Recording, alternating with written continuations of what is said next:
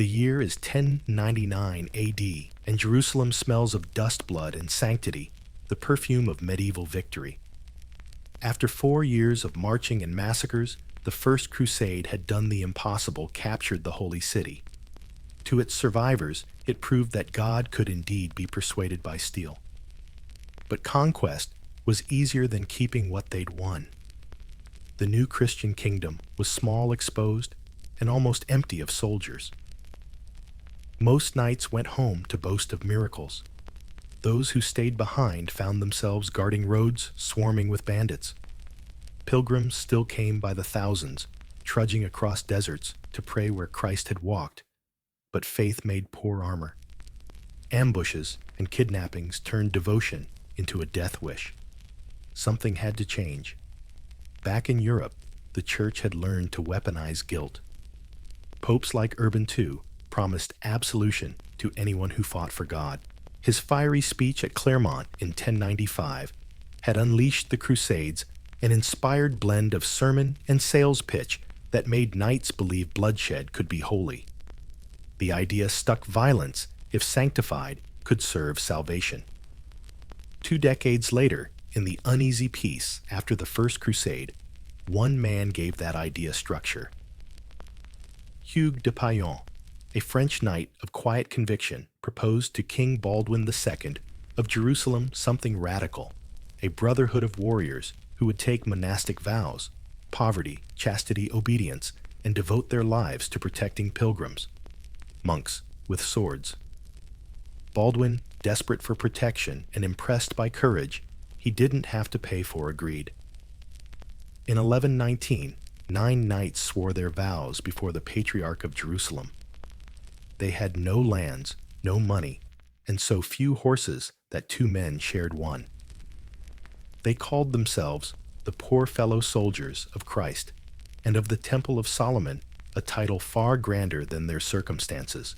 They prayed like monks and fought like professionals, patrolling the dangerous road from Jaffa to Jerusalem. Their discipline drew attention. Pilgrims spoke of men in white cloaks who guarded travelers without reward, who rode silently into danger and asked nothing in return. In a century drunk on glory and gold, such humility sounded miraculous. No one realized it yet, but a revolution was beginning. These poor knights were redefining service to God, not through prayer alone, but through obedient structure and righteous violence. Soon, their reputation would reach the ears of Europe's most influential churchman, Bernard of Clairvaux, who would turn their humble experiment into a global cause. The monk knights of Jerusalem would become the sharp edge of Christian faith, feared and admired from the Holy Land to the courts of kings. The world had just met the Knights Templar, and they were only beginning to rise. Picture Jerusalem in the early 12th century, a shimmering city of dust and sanctity, where every stone seemed to whisper scripture and every alley could hide a sword. The new kingdom of Jerusalem was barely 20 years old, a fragile miracle balanced between divine hope and practical exhaustion. Pilgrims kept arriving: farmers, widows, repentant knights, each drawn by faith, strong enough to cross deserts, bandit country, and entire empires. And amid this dangerous stream of humanity stood one man who decided that faith needed armor. Hugues de Payan wasn't a visionary prophet or a mystic. He was at heart a working professional, a French knight from Champagne who had seen the Crusader states up close and understood just how deadly the roads to God really were. By 1119, he had watched too many pilgrims vanish into the hills between Jaffa and Jerusalem. Some were robbed, others murdered. Many simply disappeared, swallowed by an empty landscape. The new Christian kingdom had soldiers, but not enough. Armies guarded castles, not caravans.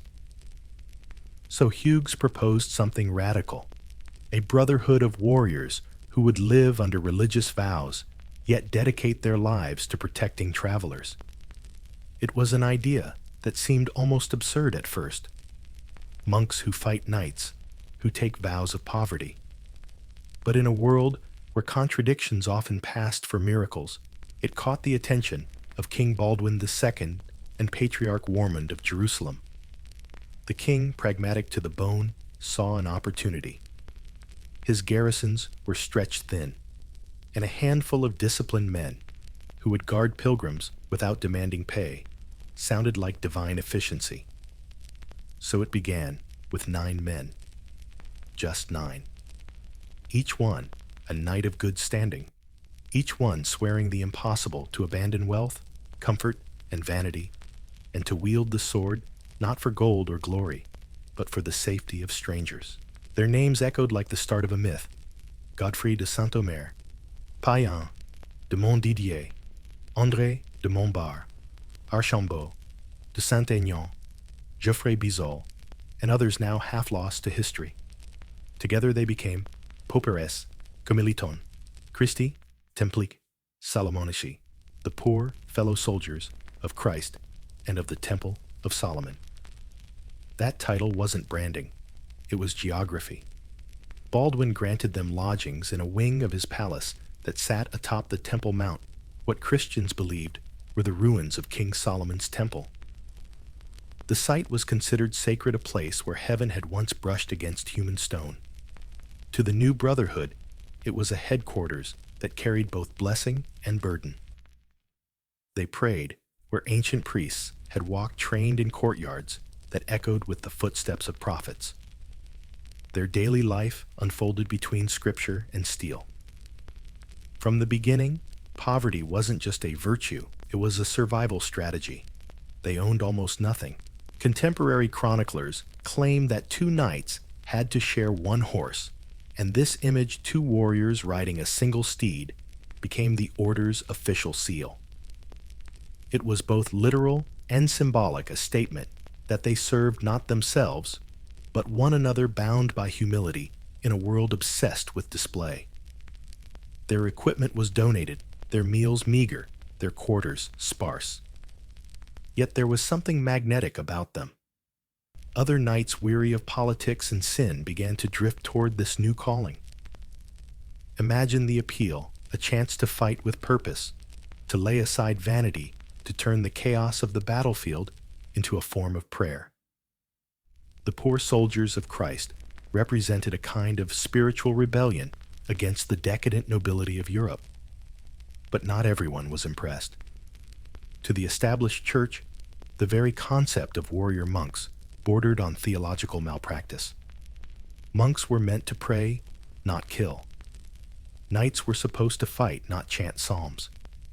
Combining the two sounded like fusing fire and water and expecting steam to sing hymns.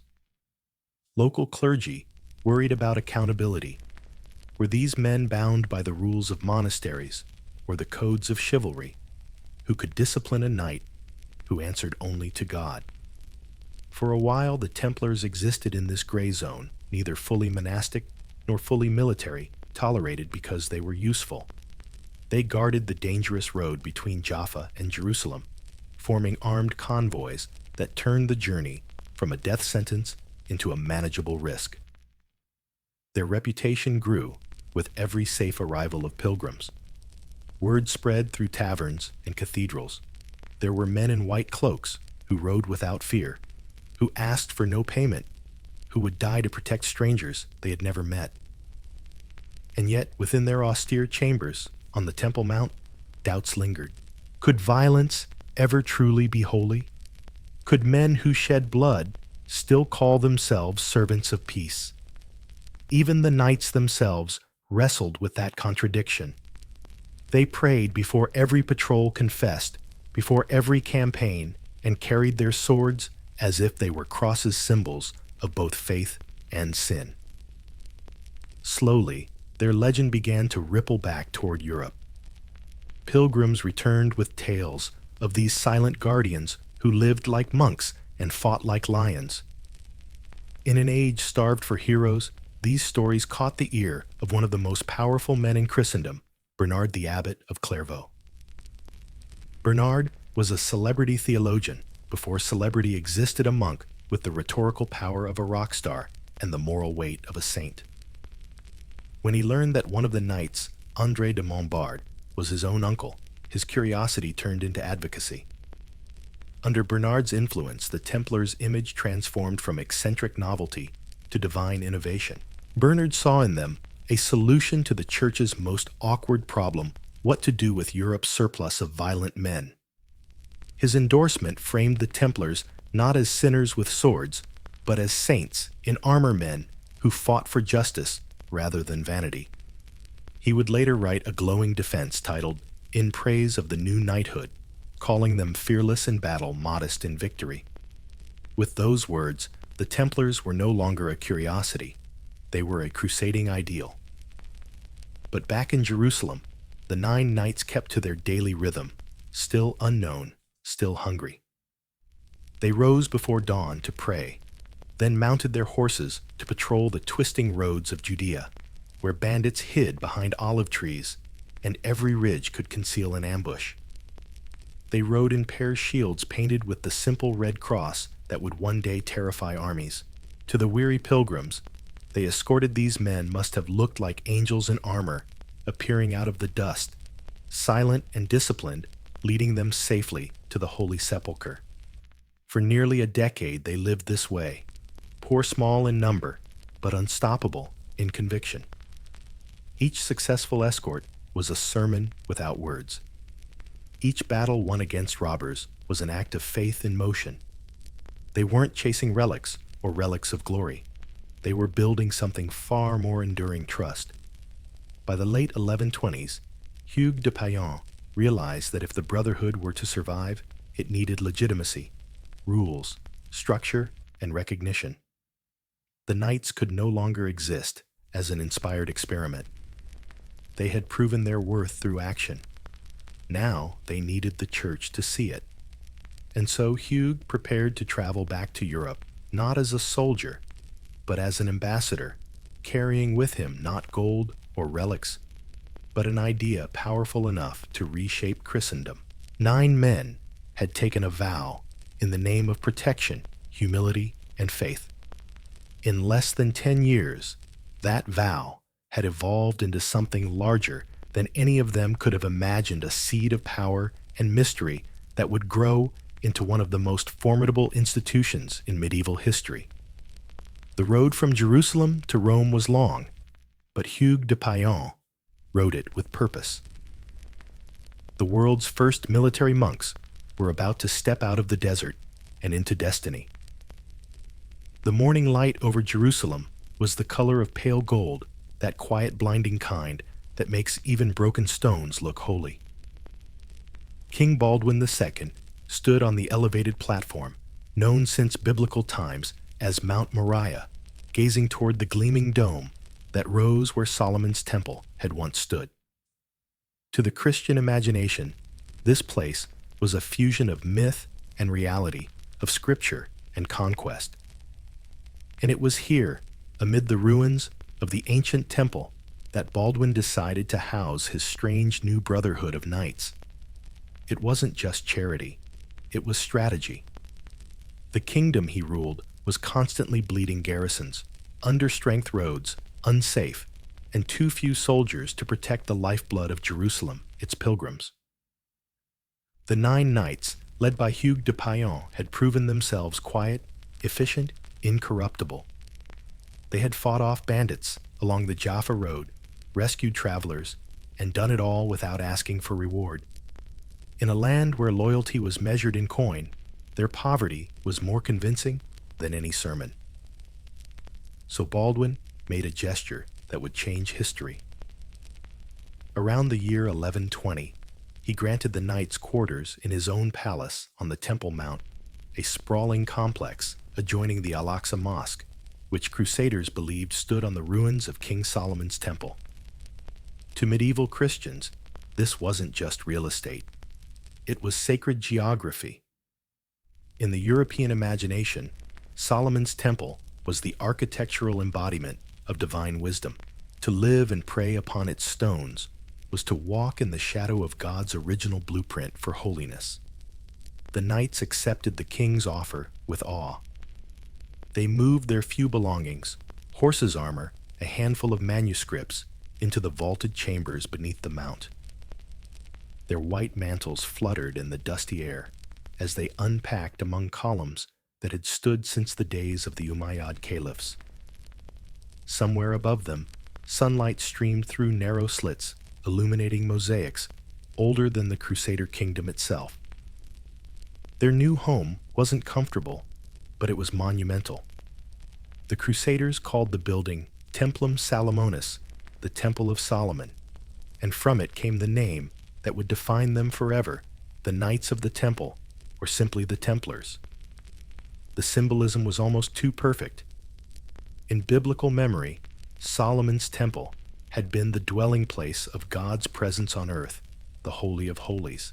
To live there was to become part of a continuum stretching from ancient Israel to the new Crusader Jerusalem. For the Knights, this was not coincidence, but providence. They were guardians of a sacred place, heirs to the watchmen of God's house. Of course, practical minds saw it differently. The Temple Mount was also one of the most defensible positions in the city, a natural fortress commanding the southern slope, its vaulted halls easily converted into armories and stables. The Templars quickly adapted the structure to their dual life. Beneath the sanctuary, they built massive storerooms for grain and weapons. Above, they maintained chapels for prayer. Bells marked the rhythm of their day psalms before sunrise patrols at midday and confession at nightfall. From this strange fusion of monastery and military base, the Templars' identity began to crystallize. They prayed like monks, fought like knights, and lived upon the most contested hill in human history. Every sound that echoed in those stone corridors carried the weight of paradox, the clatter of armor mixing with the murmur of prayer, sword hilts clinking against crucifixes. And yet, for all its piety, the Temple Mount was also a crossroads of memory, Christian, Jewish, and Muslim alike. The dome that loomed above their quarters, the Dome of the Rock, was revered by Muslims as the place where the Prophet Muhammad ascended to heaven. The Crusaders, misinterpreting it as the biblical temple itself, treated it as sacred Christian ground. In their eyes, occupying it was not desecration, but fulfillment, the restoration of divine order after centuries of Muslim rule. It was triumphalism, disguised as theology. The Templars lived amid this layered sanctity-breathing history with every prayer. Their chapel overlooked the ancient stones believed to be remnants of Solomon's foundation. The arches trembled with echoes of past empires, Roman, Byzantine, Arab, and now the newest custodians of the divine had arrived. They called themselves Pauperes Milites, Christi, the poor soldiers of Christ. But here, in the heart of Jerusalem, poverty had never looked so regal. Their presence on the Temple Mount gave rise to myths almost immediately. Pilgrims whispered that the knights were searching the ancient vaults for hidden relics, perhaps the Ark of the Covenant or the Holy Grail itself. The Templars, for their part, said nothing. Silence became part of their mystique. They were too busy turning sacred space into command center, too focused on building discipline to entertain rumors. But the legends clung to them like dust on marble. Even centuries later, stories of secret tunnels beneath the mount would echo through European folklore, feeding the myth of the Templars as keepers of forbidden knowledge. But the true treasure they uncovered wasn't gold or relics, it was identity. Living atop that symbolic hill gave them a sense of divine endorsement no other order could claim. They were not merely knights serving Christ. They were guardians of his earthly temple. The red cross on their mantles was no longer just a mark of piety, it was a brand of destiny. From their headquarters, patrols fanned out along the pilgrim roads. They established posts at key waypoints, coordinated supply chains, and built relay stations where travelers could rest under armed watch. The roads that had once swallowed pilgrims now pulsed with a cautious kind of safety. And all of it radiated outward from the Temple Mount, their nerve center, their sanctuary, their symbol. King Baldwin watched their rise with cautious admiration. For him, the Templars were a miracle that made sense. They required no pay, obeyed no local lord, and fought with the zeal of saints. Yet even he must have sensed the implications. By housing them atop the Temple Mount, he had done more than reward loyalty. He had planted a theological flag in stone. The Templars were no longer just knights. They were a living extension of Jerusalem's sacred mythos, a brotherhood bound not to a kingdom, but to an idea. At night, when the city slept and the oil lamps flickered against the arches of their hall, the brothers would gather for prayer. The desert wind whispered through the cracks in the stone, carrying the faint smell of olive smoke and the echo of distant muezzins. In those moments, one can imagine them believing truly, believing that they stood at the center of the world, where heaven once touched earth. They couldn't know it yet, but from that mount would rise an empire without borders, an order richer than kings feared by sultans and envied by popes. And all of it began here, with 9 men, a borrowed palace, and the ghosts of Solomon's temple beneath their feet. The Temple Mount had given them more than shelter. It had given them a story, and soon that story would conquer Europe. For nearly a decade, the 9 knights of the Temple lived like ghosts in the holy city, silent, disciplined, and faintly unnerving. They kept no riches, owned no estates, and fought only for pilgrims too poor to pay them. To some, they were saints in armor. To others, they were simply odd. Monks who carried swords, knights who took vows of chastity. It was like hearing that a lion had joined a choir. Their contradictions made people nervous. The church admired their zeal, but couldn't quite categorize them. Were they clergy or soldiers, monks or mercenaries? A knight who fought might spill blood, a mortal sin for a man under holy vows. A monk who didn't fight might die with an unfulfilled oath of protection. In an age obsessed with order and hierarchy, this strange hybrid was theological chaos wrapped in chainmail. Hugues de Payan understood the problem. His brotherhood had outgrown its beginnings. More knights were asking to join. More patrons were sending donations. But without formal recognition, the order remained a curiosity tolerated in Jerusalem, distrusted in Rome. So around 1127, he did what every medieval reformer eventually had to do. He went to Europe.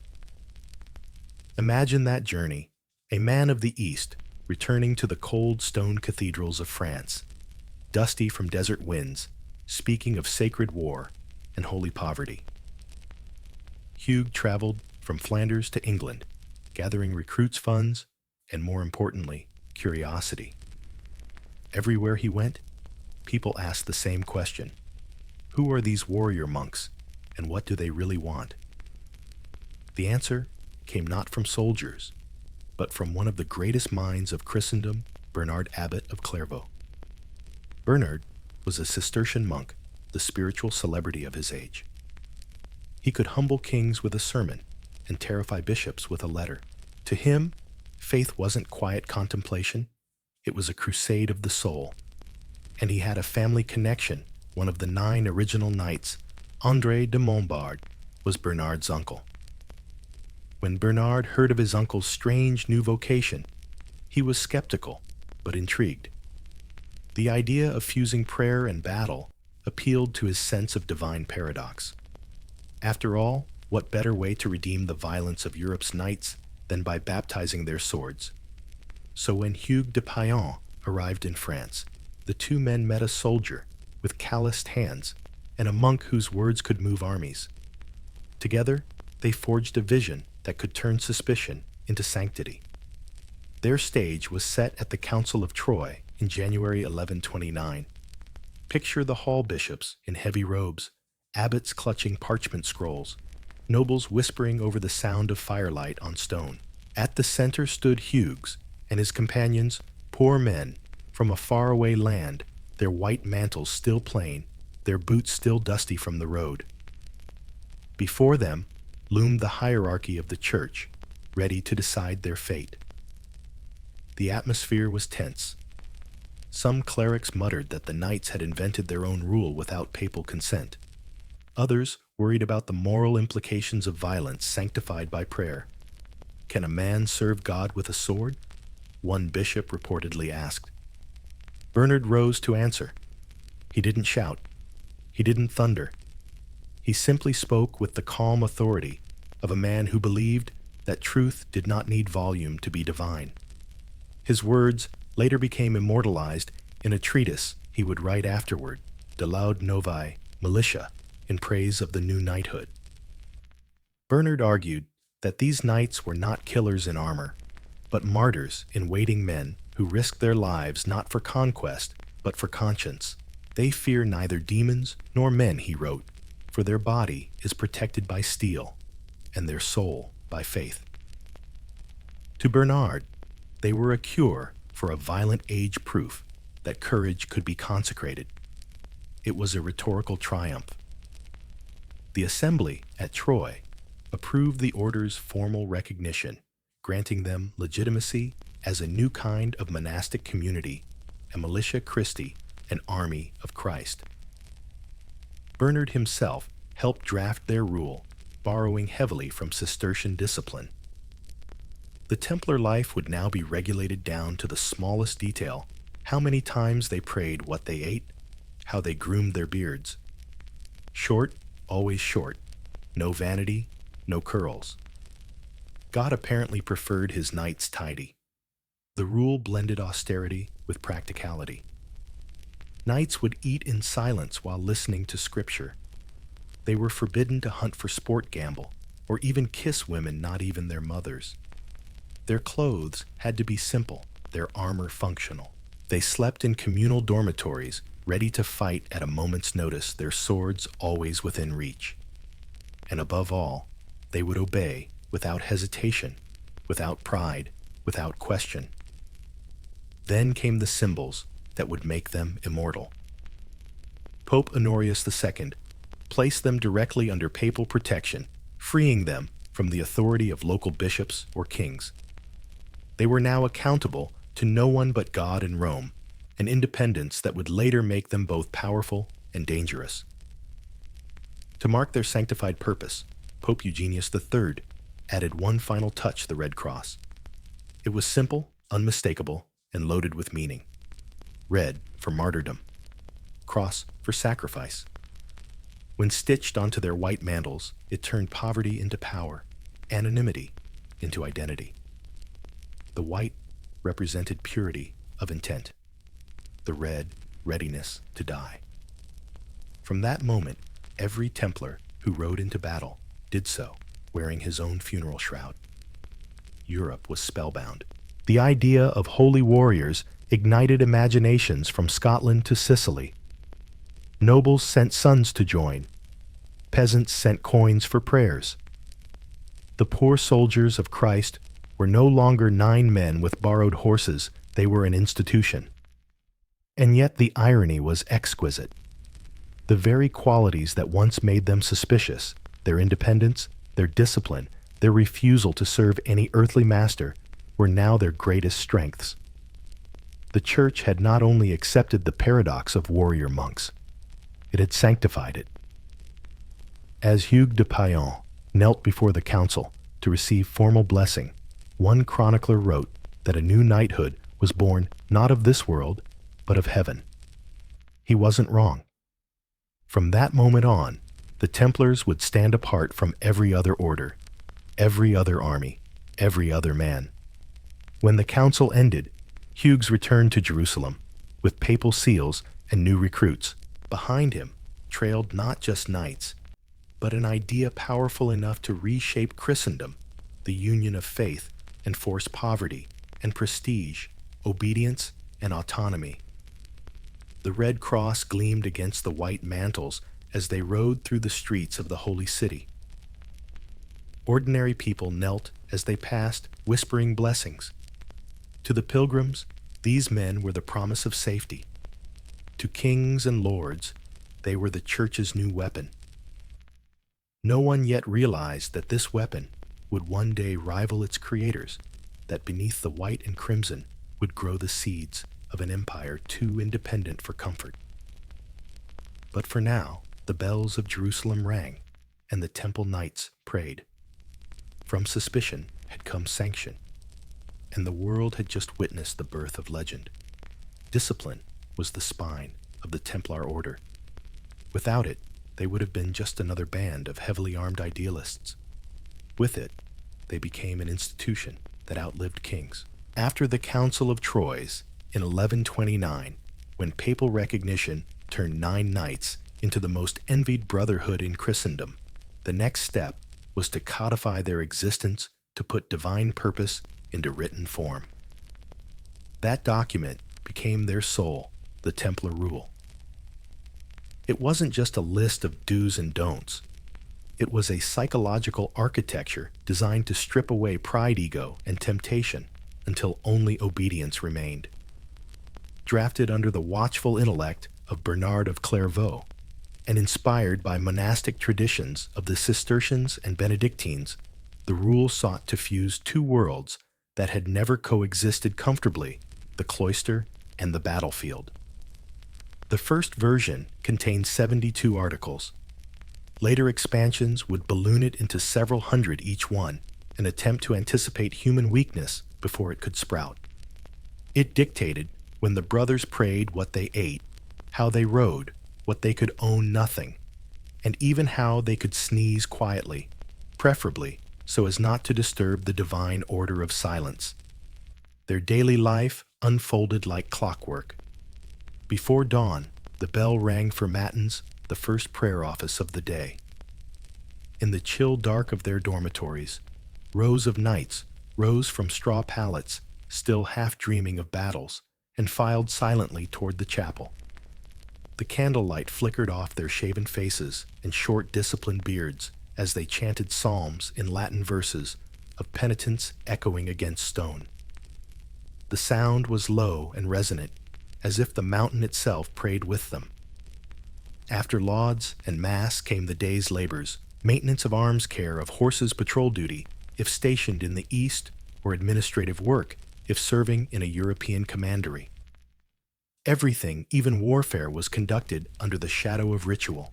Before mounting for battle, they recited the Pater Noster.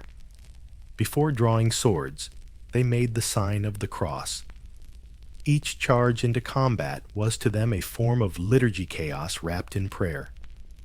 Food followed faith in strict order. Meals were communal and silent. Conversation was forbidden unless absolutely necessary, replaced by a single voice reading scripture aloud. The rule stated that laughter invited distraction, and distraction was the enemy of the soul. Their diet was austere, bread, vegetables, olive oil and wine diluted with water. Meat appeared only 3 times a week, and even then modest portions. They ate in pairs, so each brother could ensure the other did not indulge beyond what was prescribed. Gluttony, after all, was not merely a sin, it was poor logistics. Every possession, from armor to undergarments, belonged to the order. A Templar could not even receive a gift without permission.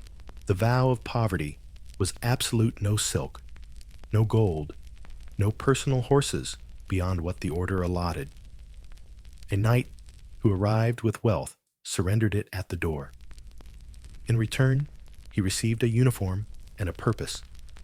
Even the famed white mantle with the Red Cross symbol of purity and martyrdom was issued, not chosen. Every thread of their clothing declared submission to the rule. Chastity, meanwhile, was treated as a full-time occupation. Women were forbidden from entering Templar houses, and even the thought of physical affection was to be stamped out like a spark in dry straw. You shall not kiss a woman, the rule commanded, not even your mother or sister. Female presence was regarded as a test sent by the devil wearing perfume. A brother found in private conversation with a woman could face penance, fasting, or even expulsion. If temptation persisted, he might be reassigned to isolation time to reflect which in Templar terms meant endless prayer and no wine. The vow of obedience was the harshest of all. Orders were to be followed without hesitation, whether on a battlefield or at a dinner table. The Grand Master's word was law, but even local commanders carried near absolute authority over their brothers. To question an order was to question God's will, and the punishment for insubordination could be severe. The rule's disciplinary system was precise, almost bureaucratic in its severity. Minor offenses, speaking during meals, neglecting equipment, or arriving late to prayer, might earn the offender extra fasts or the loss of meat privileges. More serious breaches, disobedience, cowardice, theft, invited public humiliation. A knight could be made to eat on the floor, stripped of his mantle, or denied communion. The worst punishment was expulsion, a spiritual death sentence. To be cast out of the temple meant losing not just one's brothers, but one's very identity. Many who suffered that fate wandered the countryside begging to be readmitted, broken men without a flag. And yet, for all its austerity, the rule was not cruelty for its own sake. It was a psychological weapon designed to turn individual knights into a single mind and body, a disciplined machine that could operate in both monastery and battlefield. The same man who recited psalms at dawn could be charging into a Saracen line by noon, guided by obedience so absolute it looked like faith itself. The contrast between the Templars and ordinary knights was striking. Secular warriors dressed in colored heraldry and competed for personal glory. Templars wore no crest, no name, no boast. On the field, they fought in formation, never breaking ranks, never pursuing the enemy for plunder. The rule forbade it. They could retreat only when outnumbered 3-1. To run from battle without such cause was not cowardice, it was heresy.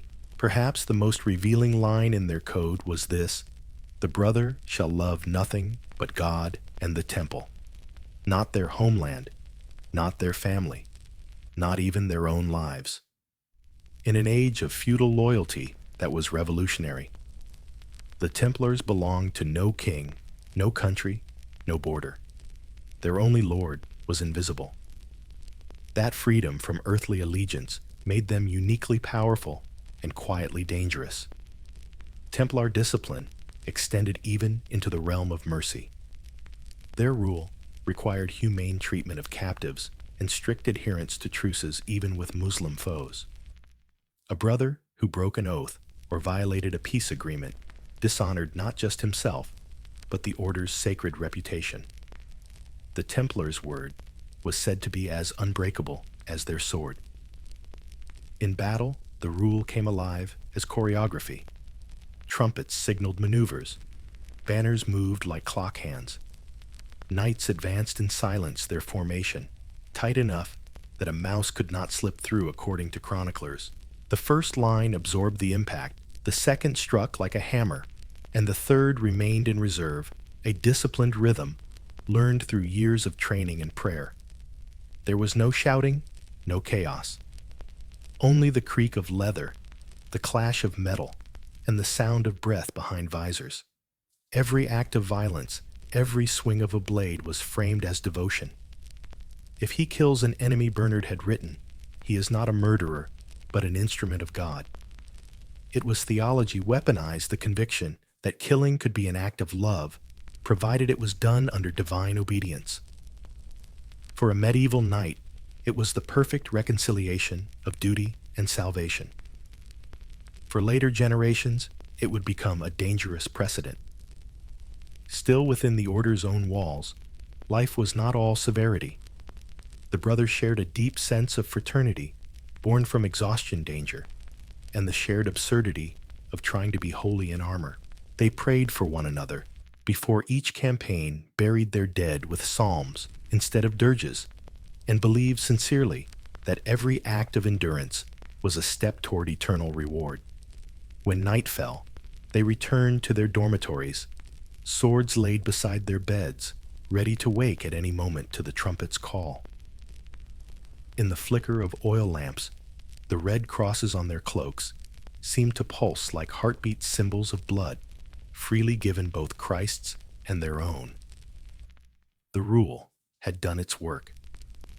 It had created something new under the sun, a man who could kneel in silence 1 hour and charge into fire the next, a brotherhood that spoke with one voice, moved with one will, and prayed with one heart. The world had never seen anything like it, and as their discipline hardened, so too did their reputation. The poor fellow soldiers of Christ were no longer merely a curiosity on the Temple Mount. They had become something else entirely, an army of faith. The ink was barely dry on the Templar rule when Europe began to open its coffers. Word of the newly sanctioned order spread across the continent like incense smoke through a cathedral, slow, fragrant, and impossible to contain. In monasteries, abbots read Bernard of Clairvaux in praise of the new knighthood allowed to spellbound audiences. In noble courts, bards and bishops whispered of warrior monks who feared neither sin nor sword. It was intoxicating, a holy order that could fight and save your soul, a 2-for-1 salvation package endorsed by the Pope himself. Almost overnight, the Templars became the medieval world's most fashionable cause. Wealthy lords, who once spent fortunes on gilded relics or gaudy altars, now turned their generosity toward the white-mantled knights. Donations poured in with a fervor that bordered on economic mania. For the salvation of my soul, read the typical charter I grant to God, and the Knights of the Temple my lands, my vineyards, my mills. It was the medieval equivalent of wiring a divine bank transfer. A small priory in France might receive a few acres and a water mill. A duke in England might hand over an entire village. Within a generation, the order owned property in every major realm of Christendom, from the green hills of Ireland to the sun-bleached plains of Castile, from Burgundy's vineyards to the forests of the Rhineland. What had begun as 9 knights sharing one horse was rapidly turning into an international real estate corporation with a divine logo. And not just land people. The Templar vocation attracted restless younger sons of nobility men who would inherit neither title nor estate under the feudal system. To them, the order offered both purpose and prestige. Joining the Templars meant swapping your family crest for the cross of martyrdom, but it also meant food armor and the thrill of belonging to Christ's elite guard. For once, a knight could be poor and important. The sheer scale of recruitment required structure. Commanderies' local administrative houses sprouted across Europe like disciplined beehives. Each managed its own lands, collected rents, and funneled profits toward the order's central mission in the Holy Land. The hierarchy was strict, efficient, and eerily modern. Preceptors oversaw estates, treasurers handled finances, and stewards managed laborers. At a time when most European lords ran their fiefs like chaotic family farms, the Templars operated with the precision of accountants in armor. It didn't take long for people to notice that their holiness was astonishingly well organized. Chronicles record that pilgrims and nobles entrusted money to the order for safekeeping, a service that soon evolved into the first reliable international banking network. But at this stage, it was still about faith. Every donation was wrapped in religious language. Giving to the temple was not charity, it was an investment in eternity. A man might die in debt to his neighbors, but never to the Knights of Christ. The Templars' rise had another ingredient: branding. Their image, the white cloak with the blood-red cross, became one of the most recognizable symbols in the medieval world.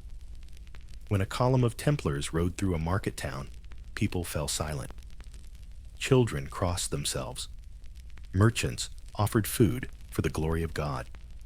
The order's reputation alone inspired awe, a living sermon about purity and power. Pope after pope sweetened the appeal. They granted the order sweeping privileges, exemption from taxes, independence from local bishops, and the right to build their own chapels. A Templar could travel across Europe, cross borders, and answer only to Rome. For ambitious nobles and idealists alike, it was the ultimate passport. By the mid-12th century, the Templars' European holdings formed a network so vast that modern historians have mapped it like a medieval corporation.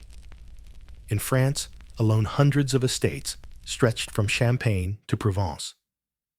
In England, they established headquarters at the New Temple in London, a complex so secure that even kings trusted it to hold their treasures.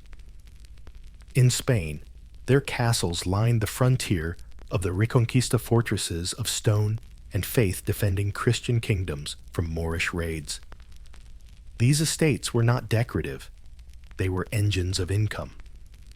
The brothers oversaw farmers, shepherds, and millers with military efficiency. Templar lands produced wool wine, olive oil, and grain, the commodities that ran the medieval economy. Every harvest brought coin into the temple coffers. Every coin found its way toward the east. The road to Jerusalem, it turned out, was paved with barley and bureaucracy. Their architectural ambition mirrored their success. Across Europe, they built not only commanderies, but chapels and strongholds that blended spiritual austerity with defensive practicality.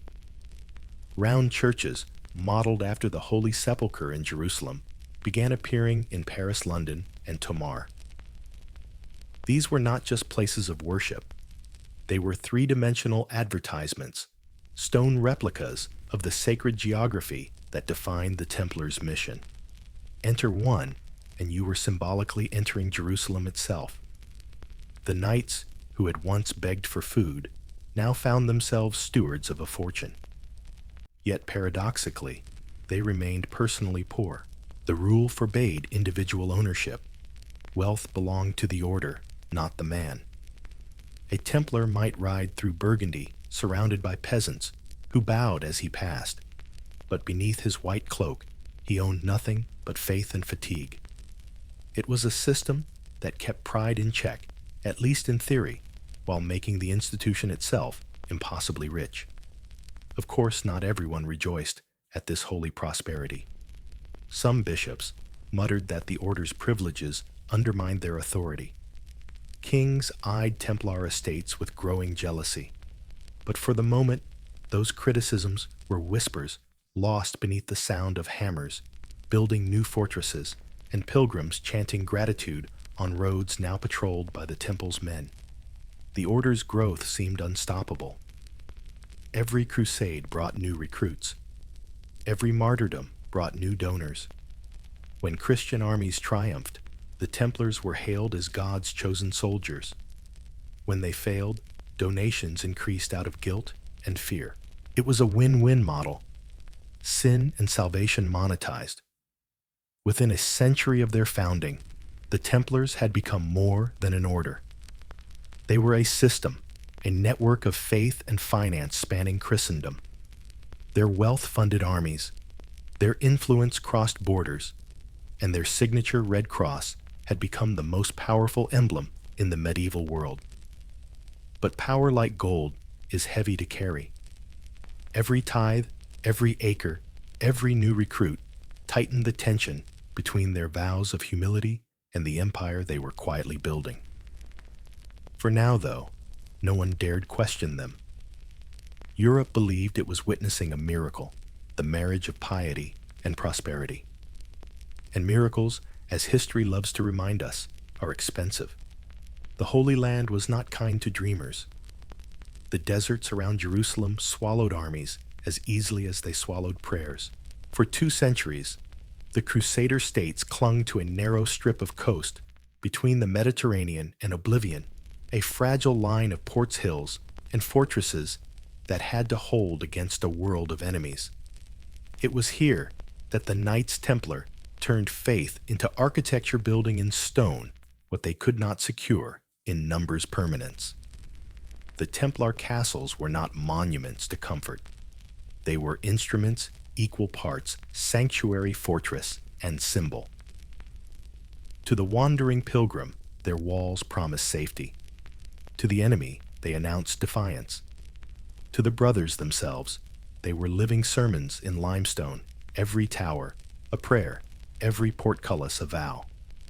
In the 1130s and 1140s, as the order's resources multiplied, so did its ambitions. With donations flooding in from Europe and papal privilege freeing them from royal oversight, the Templars began constructing and garrisoning some of the most formidable strongholds of the medieval world.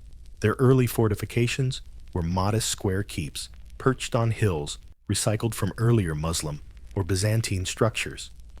But as decades passed, their designs evolved into something new, a fusion of Western fortification and Eastern pragmatism. Nowhere was this synthesis clearer than at Chateau Pèlerin, the castle of the pilgrim built on a rocky promontory south of Haifa. Rising directly from the surf, it was an engineering statement, a mountain turned fortress, a fortress turned cathedral. The site had been chosen with ruthless intelligence. On one side, sheer cliffs plunged into the sea. On the other, massive walls, some more than 3 meters thick, bristled with towers. Behind those towers lay cisterns capable of holding months of water and granaries stuffed with grain, a vertical city designed to outlast sieges that could starve entire armies. Contemporary chroniclers wrote that even the mighty Saladin, after examining its defenses, simply turned away. "It cannot be taken," he said, and he was right. Chateau Pèlerin would remain impregnable until the very end of the Crusader era, one of the last fortresses to fall. Its ruins still dominate the Israeli coastline today, jagged and unyielding, like the ghost of a prayer carved into rock. The Templars applied the same disciplined geometry elsewhere. At Safed in Galilee, they built a castle that seemed to merge with the mountain itself, commanding views in every direction, a watchtower for heaven and earth. The fort's design pioneered features that would later define medieval military architecture: concentric walls, bent gateways to trap attackers, and killing zones that forced enemy soldiers into narrow choke points under a hail of arrows. These innovations, later copied by kings from England to Castile, were first tested under the sun of Palestine. The order's engineers were not merely builders. They were students of survival. They learned from their Muslim adversaries, borrowing angled bastions from Syrian fortresses, adopting flexible defense tactics that combined cavalry mobility with static defense. In the East, warfare was a long game of attrition. You didn't need to win every battle if you could outlast every siege. The Templars understood that better than anyone. Inside the walls, life followed the rhythm of the rule. Chapels stood beside armories, refectories beside stables. At dawn, the brothers prayed in vaulted sanctuaries before taking up their posts along the battlements. By noon, the clang of forges mixed with the whisper of psalms. To a visitor, it might have seemed schizophrenic, half monastery, half military base, but to the Templars, it was the purest expression of their creed. Their faith wasn't separate from their fortifications. It was built into the mortar. The architecture itself mirrored their spirituality, stark symmetrical, stripped of ornament. Where secular lords decorated castles with carved saints or family crests, the Templars favored clean lines and austere beauty. Their buildings looked like geometry, blessed by God-circle squares and crosses arranged in deliberate, almost mathematical harmony. Every stone was laid with purpose, every angle pointing heavenward. Their greatest castles became cities unto themselves. Tortosa, on the Syrian coast, rose like a petrified wave, its outer walls enclosing a small village of lay workers and craftsmen who supported the garrison. Chastel Blanc, perched on a hill near Safida, doubled as a beacon for Christian ships approaching from the Mediterranean, its tall donjon visible for miles. Bagras guarded the mountain passes of Cilicia, a granite hinge between Asia Minor and the Levant. Each fortress was part of a vast network, a chain of command and communication that connected coastal ports to inland strongholds. Couriers on swift horses carried messages between them, navigating the dust and danger of the frontier. If one outpost fell under siege, nearby castles could respond within days. For the Crusader states, the Templar system of fortresses functioned like a nervous system of stone transmitting warnings, reinforcements, and faith itself. Even their placement had theological resonance. Many were built near ancient biblical sites, Mount Tabor, the Sea of Galilee, the plains of Esdraelon. The order was literally embedding itself into Scripture, turning geography into destiny. To pray within those walls was to stand on holy ground. To die defending them was to achieve instant salvation. The practical results were undeniable. With every fortress razed, the Latin kingdom of Jerusalem became a little less fragile. The Templars' castles guarded the trade routes that fed the kingdom's fragile economy, protected pilgrims along the coastal highways, and anchored the defensive line against repeated Muslim incursions. The efficiency of these strongholds gave the Crusader states nearly a century of survival, beyond what demographics or logic should have allowed. Yet, as with everything the Templars touched, their strength carried a paradox. The same fortresses that made them indispensable also made them independent. They controlled their own garrisons, their own walls, their own treasury. Their allegiance was not to the King of Jerusalem, but to the Grand Master, and above him to the Pope. In a land already riddled with rivalries between barons, bishops, and monarchs, the rise of an autonomous military network was both miracle and menace. Still, for now, their castle stood as the physical manifestation of faith's endurance. To crusaders arriving from Europe, the sight of a Templar fortress rising from the desert was enough to renew hope. Imagine a weary pilgrim cresting a hill after days in the scorching sun, and there on the horizon, a white tower crowned with a cross, glinting like a promise. Inside, he would find breadwater and men who prayed with swords. Centuries later, their ruins remain scattered across the Middle East, weathered stones that still hold the wind, as if reluctant to let the past go. They are silent now, but in their silence lies testimony that faith can build walls taller than fear, and that sometimes the truest cathedrals are not where prayers are whispered, but where they are defended. The Knights Templar had turned their creed into architecture, and their architecture into legend. From the coast of Acre to the hills of Galilee, they built not just castles, but continuity monuments that whispered, God is still here. If the monastery was the Templars' soul, the battlefield was its proving ground. For all their vows of poverty and humility, these men were not contemplatives in cloisters. They were steel, given purpose, faith, honed into geometry and motion. While ordinary knights fought for land or glory, the Templars fought for eternity, and that belief made them terrifying. On the field, they moved with a precision that stunned allies and enemies alike. Most medieval battles were chaotic brawls, feudal knights charging whenever the mood or vanity struck banners, tangling discipline, collapsing in dust and ego. But when the Templars rode, they moved like a single organism. Formations tightened horses, aligned shoulder to shoulder, and silence settled over the line, except for the snort of destriers and the clink of chainmail. Behind that silence was ritual. Before every battle, they heard mass confessed sins and received absolution. Then in absolute stillness, they waited for the trumpet. That first note, sharp and cold as steel, unleashed something primal. A Templar charge was less a maneuver than an act of theology. The front line lowered lances. The second raised the battle cry, Non nobis Domine, non nobis, sed nomini tuo de gloriam, not to us, O Lord, but to your name give glory. Then the ground began to shake.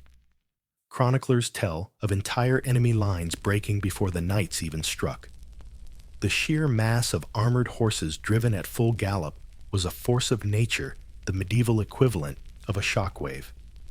When Templars hit, they hit to annihilate. Lances, shattered swords followed, and they pressed forward with the relentless rhythm of a prayer. Retreat was unthinkable. Their rule allowed withdrawal only if outnumbered 3-1, and even then, only under direct order. To break formation, for fear or greed, was not cowardice, it was heresy. That discipline made them the elite shock troops of Christendom. In battle after battle, they became the pivot on which victory turned. At Montgisard in 1177, 80 Templars charged into Saladin's army of 26,000 and broke it apart like surf against a cliff. Their commander, Odo de Saint-Amand, led from the front, shouting scripture rather than orders. The chroniclers called it a miracle. The brothers simply called it duty. Yet their courage was not blind fury. It was calculated faith.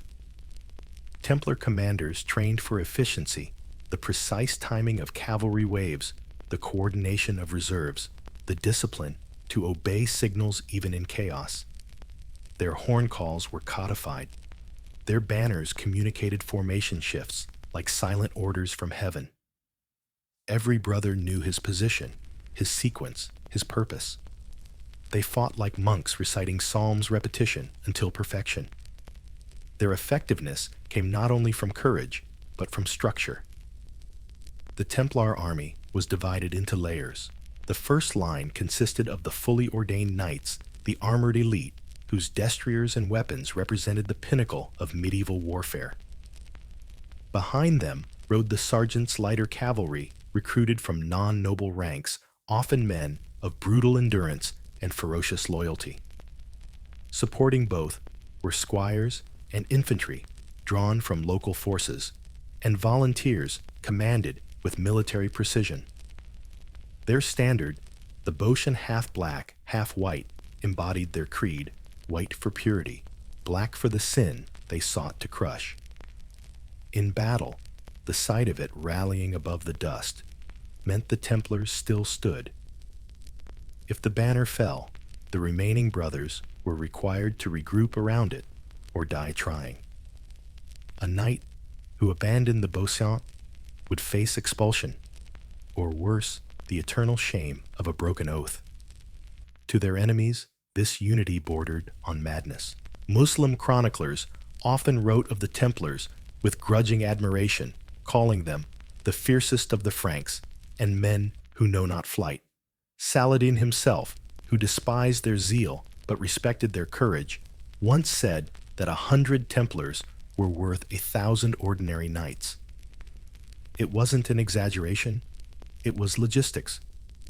When the kings of Jerusalem or the princes of Antioch went to war, they begged the Templars to accompany them, not because of numbers, but because of reliability.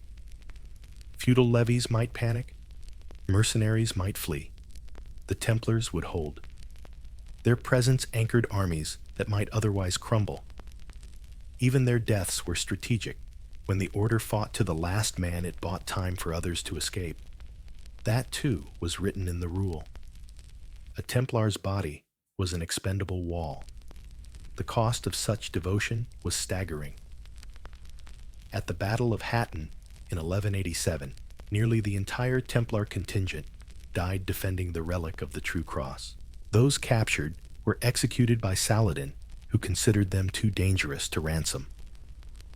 The brothers went to their deaths, chanting prayers, hands, bound faces calm. To the end, they fought not to win, but to witness. Their unflinching obedience also made them controversial. Some secular commanders accused them of arrogance of refusing to retreat, when prudence demanded it of following their own code rather than royal orders. There were moments when that discipline veered into inflexibility, when faith became fatalism. But in the brutal arithmetic of medieval warfare, their steadfastness often saved more than it cost. Their tactics evolved with the times.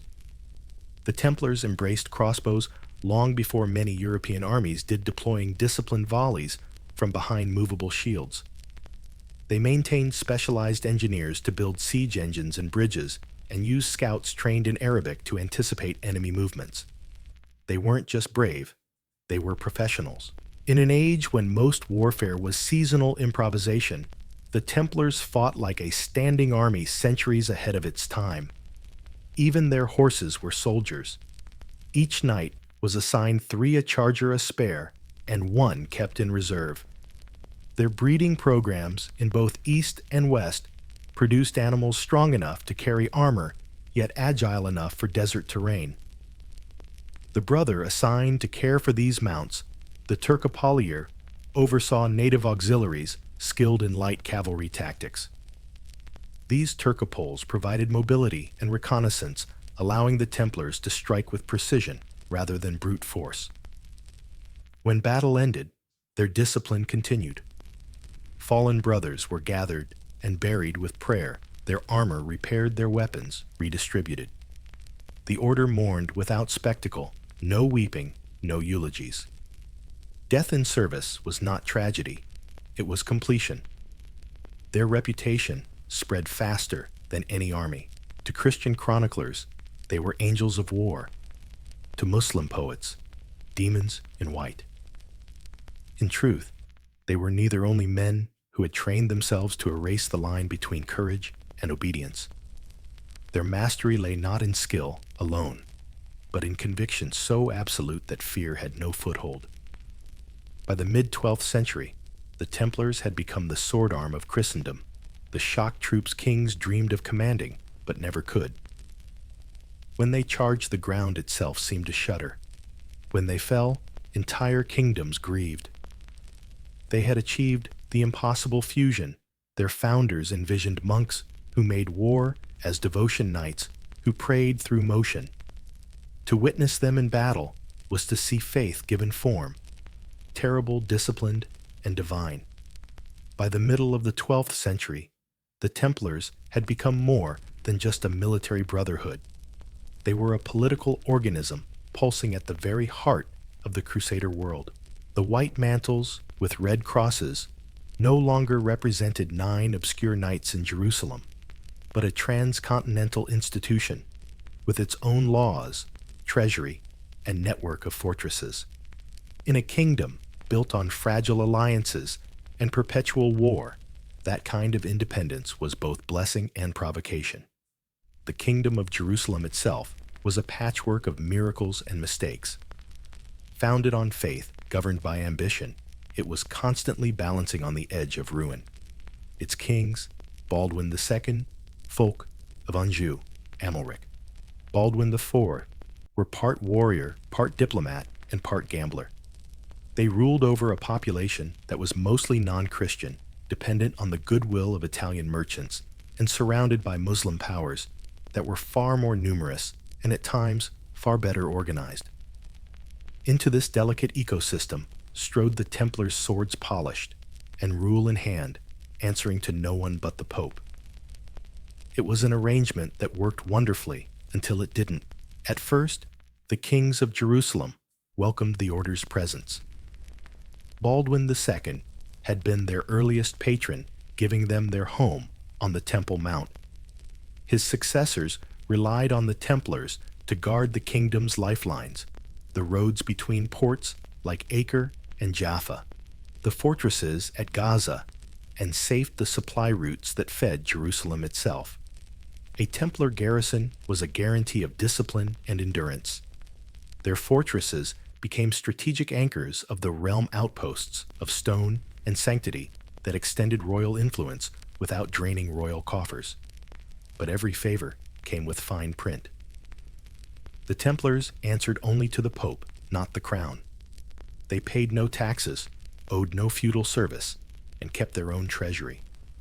They could negotiate truces with Muslim rulers, mint coins, and control fortifications that kings could not legally enter without permission. To some monarchs, that independence looked suspiciously like a state within a state. The tension simmered beneath every royal council. King Fulk of Anjou, who reigned in the mid-12th century, appreciated the order's loyalty until he realized their loyalty was to the temple not the throne. The Templars saw themselves as guardians of the faith, not servants of kings. When royal policy diverged from what they deemed God's will, they didn't hesitate to resist. Their rivals, the Knights Hospitaller, only complicated the picture. Originally founded to care for sick and wounded pilgrims, the Hospitallers had gradually evolved into a military order as well, adopting many of the Templars' practices and competing for the same donations, recruits, and papal favor. What began as friendly cooperation soon turned into holy rivalry. Both orders built fortresses, commanded armies, and collected tithes. Both were sworn to poverty, but seemed to have an endless supply of gold. And both insisted they were the true defenders of Christendom in the East. In theory, they were brothers in arms. In practice, they were brothers in the same way Cain and Abel were. Their castles often stood within sight of each other, their patrols sometimes clashing over jurisdiction or the spoils of war. Chronicles tell of disputes so bitter that kings had to personally intervene. More than once, the rivalry nearly erupted into open combat, a kind of Cold War conducted under banners of the cross. The Pope occasionally stepped in, urging cooperation for the glory of God, but even divine mediation couldn't cool the competition for land and prestige. Still, the Templars' influence grew. They weren't just warriors. They were administrators, diplomats, and financiers. Their multilingual members acted as translators and negotiators in dealings with Muslim leaders. Contrary to the popular image of endless holy war, the Crusader states often depended on diplomacy as much as the sword. Templars, disciplined and reliable, frequently served as intermediaries in truces and prisoner exchanges. Their reputation for keeping their word and for swift retaliation when betrayed made them valuable to both sides. Some chroniclers even accused them of fraternizing with the infidel, a charge that in the overheated piety of the age could mean anything from negotiating a treaty to sharing a cup of coffee. In truth, the Templars were pragmatic. They recognized that total war was unsustainable. Borders shifted, rulers died, and commerce needed continuity. A truce could keep the ports open and the pilgrims moving. Their military zeal was tempered by logistical realism. That realism didn't always please their allies. Many European crusaders, fresh off the boats from Genoa or Marseille, arrived expecting a holy war of fire and fury, only to find veteran knights calmly negotiating with Muslim emirs. To these newcomers, the Templars looked suspiciously comfortable in the East. They spoke Arabic, employed local labor, and sometimes even leased farmland to Muslim tenants. To a man from Burgundy or Saxony, this smacked of compromise. Yet the Templars' deep entanglement with the politics of the region was precisely what allowed the Crusader states to survive as long as they did. Their fortresses held the frontiers when royal armies were busy feuding. Their coffers kept the kingdom solvent when the crown's treasury ran dry. Their network of commanderies in Europe funneled resources across thousands of miles with bureaucratic precision. In many ways, the Latin kingdom of Jerusalem functioned because the Templars did. But the line between ally and rival grew ever thinner.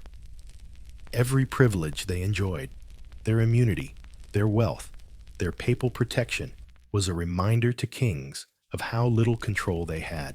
When a Templar commander refused to surrender a fortress or questioned royal strategy, it wasn't just insubordination. It was heresy cloaked in obedience. The rivalry with the Hospitallers added another fault line. Each order sought to prove its superiority through victories, through castle building, through ostentatious piety. When one order received a land grant, the other lobbied for its own. When one negotiated a truce, the other accused it of weakness. The kings caught between these two militant monastic corporations played mediator or manipulator depending on the day. Meanwhile, diplomacy with the Muslim world grew ever more intricate. The Templars fought fiercely when called to war, but they also understood the value of calculated peace. They signed truces with certain emirs to secure trade routes, exchanged captives, and sometimes even cooperated against mutual enemies. The Holy Land was not a static battleground, but a living chessboard, with alliances that shifted like desert sand. The Templars were often the only ones patient enough or cynical enough to play the long game. Still, they never lost their reputation for ferocity. Muslim chroniclers described them as the Red Cross devils, tireless in defense, unbreakable in attack. Their combination of faith and discipline made them the backbone of every Crusader army. Kings came and went, nobles quarreled and betrayed one another, but the Templars endured a constant presence of order in a landscape of chaos. Yet that endurance came at a cost. Every act of independence widened the gap between the order and the throne it served. Every castle strengthened their hand and weakened royal control. Every successful negotiation increased suspicion. By the late 12th century, the Templars were indispensable to the survival of the Crusader states and dangerously close to being their masters. The kings of Jerusalem might rule by divine right, but the men of the temple ruled by divine discipline. And in a land where faith and power were currency, discipline was the image most people hold of the knights. Templar is all dust and desert, charging horses, blazing suns, and steel flashing against the dunes. But not all of their battles were fought on land. Beyond the walls of Jerusalem and the fortresses of Galilee, another quieter arm of the order was shaping the tides of history. The maritime Templars, the guardians of Christendom's sea lanes. It began out of necessity. By the mid-12th century, every pilgrim crusader and merchant bound for the Holy Land depended on ships. But the Mediterranean was a predator's paradise, a glittering, treacherous sea ruled by pirates, corsairs, and the shifting alliances of maritime republics like Venice and Genoa. The Crusader states needed secure harbors and disciplined fleets, and few had the resources or the audacity to provide them. Few, except the Templars. When the order received its papal sanction, it gained not only wealth and autonomy, but freedom from customs duties, taxes, and even tolls at ports. They could move money men and goods across Christendom with unprecedented efficiency. It didn't take long before their logistical genius turned seaward. What began as a network of supply ships ferrying knights and provisions from Europe to the Levant soon evolved into a full-fledged navy, small, disciplined, and terrifyingly effective. Their key bases were Acre and Tyre, two of the most vital ports on the Crusader coast. At Acre, the Templars built their headquarters beside the harbor, an imposing fortress whose walls plunged directly into the sea. Its massive towers, warehouses, and docks created a seamless connection between land and water. Inside, vaulted halls stored grain, wine, and weaponry. On the quays, outside ships were loaded with precision that would make a Venetian jealous. A Templar convoy could be assembled, supplied, and launched within days, a logistical miracle in an age when most fleets required weeks of chaos. At Tyre, they controlled another key gateway, a fortified island port that had resisted sieges since Phoenician times. There, the Templars maintained shipyards, arsenals, and a lighthouse that served both navigation and defense. From these strongholds, their fleets patrolled the eastern Mediterranean, escorting pilgrim ships and merchant convoys between Cyprus, Acre, and Jaffa. To a pilgrim setting sail from Marseille or Pisa, the sight of a white sail bearing the Red Cross was as comforting as a prayer whispered against a storm. The Templar fleet was not vast, but it was disciplined, and that made all the difference. Their ships were crewed by a mix of brothers, hired sailors, and coastal converts who knew the waters intimately. Each vessel carried its own chaplain, its own armory, and strict protocols that mirrored the rule on land. Daily prayers were held at dawn and dusk. Silence was observed during meals. Even captains confessed their sins before sailing. Warships and transports were blessed before launch. Every voyage was an act of devotion. The ships themselves were hybrid marvels, part merchant vessel, part war machine. Broad-beamed cogs and swift galleys flew the bosun, the same black and white banner used on land. Their armaments included heavy crossbows, Greek fire, and detachable boarding bridges for sea combat. The Templars were among the first to apply land tactics to naval warfare, tight formations, coordinated maneuvers, and disciplined retreats. Their reputation soon extended beyond the Holy Land. Even Muslim corsairs, no strangers to daring, learned to avoid the white sails with red crosses whenever possible. Control of the sea meant control of survival. The Templar fleets kept supply lines open when Muslim forces cut the inland roads. When the fortress of Tortosa needed reinforcements, ships from Acre brought men and munitions under cover of night. When famine struck the Crusader, states' grain from Cyprus and Sicily arrived in Templar holds. The sea became their invisible road, as vital as any pilgrimage route through the desert. But their maritime ambitions didn't end in the east. Across Europe, the Templars quietly acquired coastal estates and ports, La Rochelle in France, Arles and Marseille in Provence, Messina in Sicily, and islands like Cyprus and Majorca that became staging posts for the Crusader fleets. These outposts were more than naval bases. They were nodes in a globalized network centuries ahead of its time. A merchant in London could deposit funds at the Templars' porthouse on the Thames and have them withdrawn in Acre. A nobleman in Portugal could pledge his ship to the order and receive papal indulgence for it. The sea had become the temple's silent ally. In La Rochelle, the order's western maritime hub, massive warehouses stored grain salt and wine for export to the Holy Land. The harbor bustled with ships bound for Acre, each carrying cargoes financed by the temple's own banking network. Chroniclers wrote that the Templars' ships could cross the seas without fear for their crews, were as devoted as their captains were ruthless. Some later legends, half myth, half memory, even claimed that when the order fell, a fleet vanished from La Rochelle, carrying away the last of their treasures and secrets. Whether or not that tale holds truth, it captures something essential. The Templars were not just soldiers of the cross, but architects of early global movement.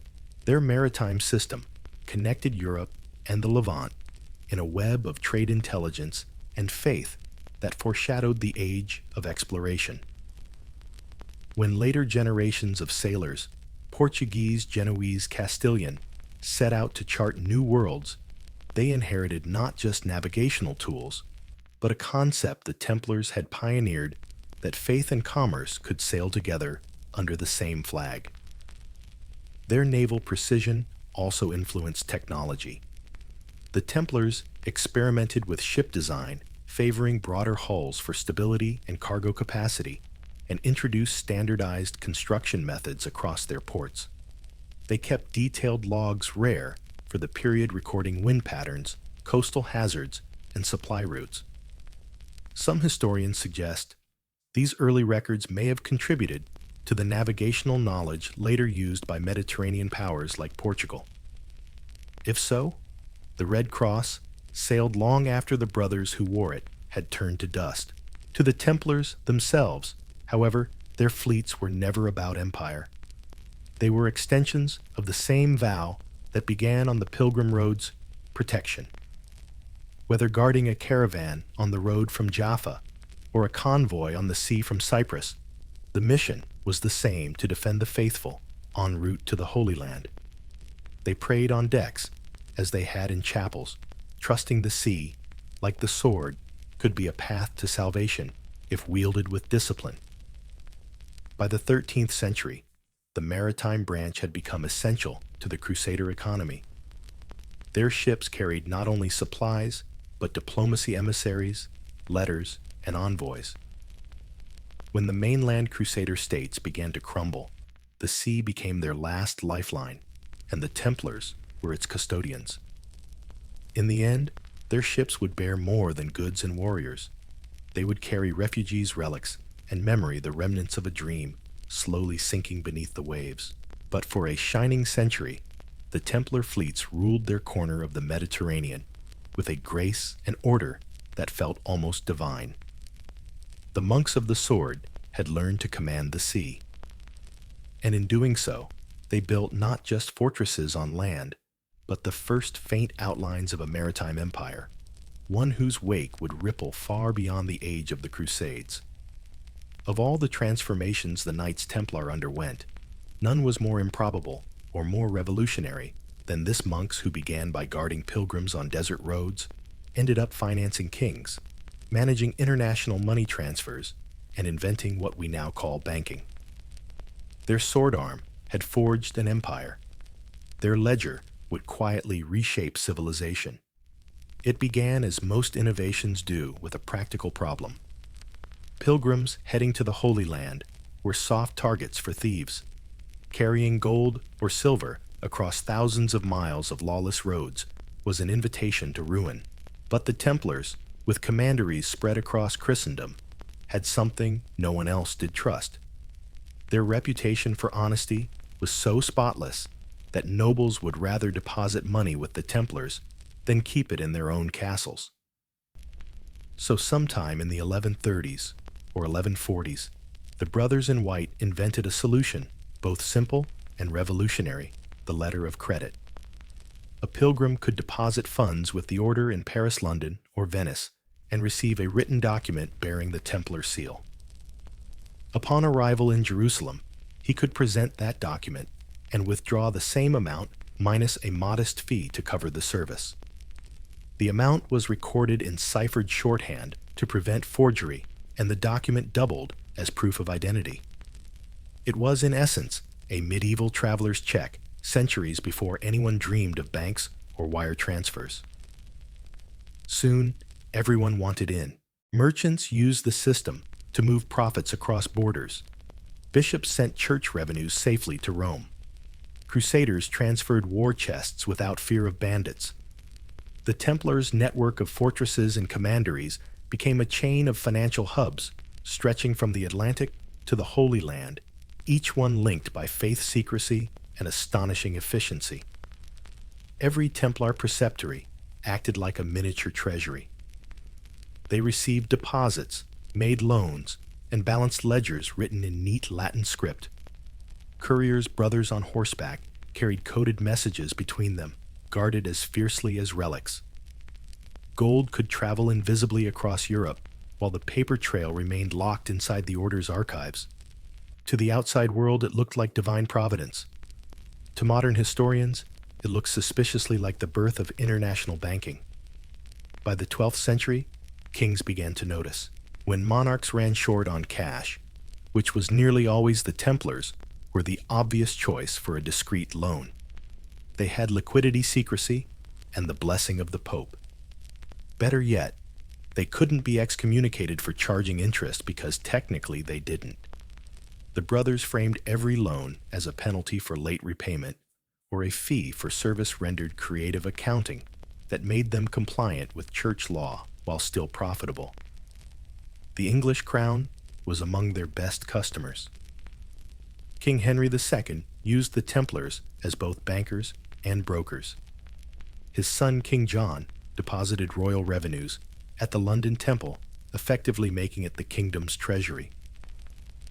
By the 13th century, the master of the temple in London held so much royal gold that his signature carried the weight of a chancellor's. When the Magna Carta was signed in 1215, the Templar master Emeric de Saint Maur stood as one of its witnesses, proof that these warrior monks had become fixtures of governance itself.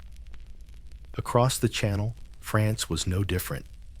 The Capetian kings relied on Templar credit to fund Crusades wars and occasionally personal extravagance. When a monarch needed to raise troops or buy ships, he often did so with Templar loans secured against future tax revenues. The order's vast European estates, spanning vineyards, farms, and mills, generated the income to sustain this financial machine. It was a system built on faith, both spiritual and economic.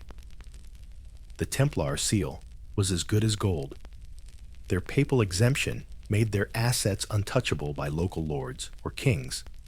Their clerical discipline ensured bookkeeping. That was the envy of every merchant. They even standardized weights and measures for gold and silver, an unheard-of practice in an age when every city had its own system. Inside their preceptories, the world's first accountants worked by candlelight, tallying sums on parchment with the same devotion others reserved for scripture. They used a dual entry style centuries before Italian merchants codified it, a meticulous system of balancing credits and debits that allowed them to track funds across continents. Their treasury vaults were masterpieces of engineering underground chambers, lined with iron-bound chests, each sealed with triple locks, requiring 3 different brothers to open. To the outside world, this looked like divine order incarnate. To the cynical, it looked like greed disguised as piety. Their involvement in royal finances extended beyond loans. The Templars managed entire state treasuries. They acted as tax collectors for the papacy and as paymasters for crusading armies. They transferred funds to garrisons, purchased weapons, and even minted coins in their own mints. Their financial independence gave them the leverage to negotiate as equals with monarchs, and that made them both indispensable and dangerous. It's easy to forget that these were men who also fought, bled, and died on battlefields. Many of the clerks in Europe had once served in the East. Their devotion to the rule was as strict in the counting room as on the field. They prayed before opening the ledgers, fasted on Fridays, and signed every document with the invocation, "In the name of the Father, and of the Son, and of the Holy Spirit." Their work was less about profit than precision, a sacred geometry of balance sheets. But money, like fire, has a way of consuming even the hands that hold it. By the late 13th century, the order's banking empire had outgrown its spiritual roots. Their wealth made them indispensable, yet it also made them suspect.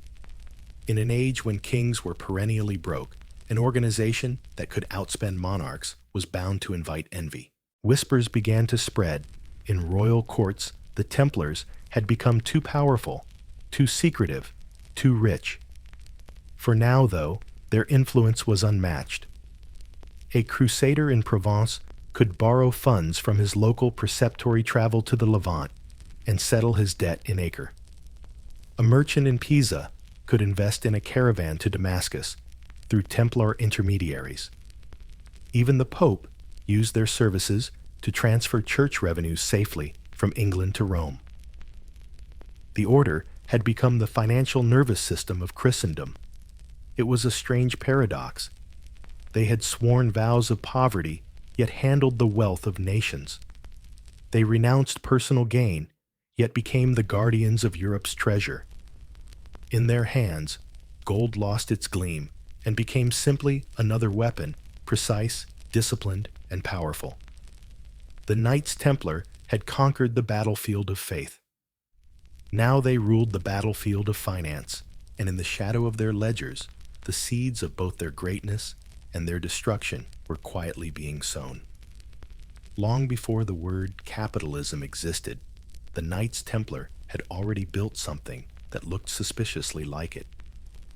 Their white mantles might have symbolized purity, but across Europe, those same cloaks fluttered over plowshares, vineyards, mills, and bustling markets.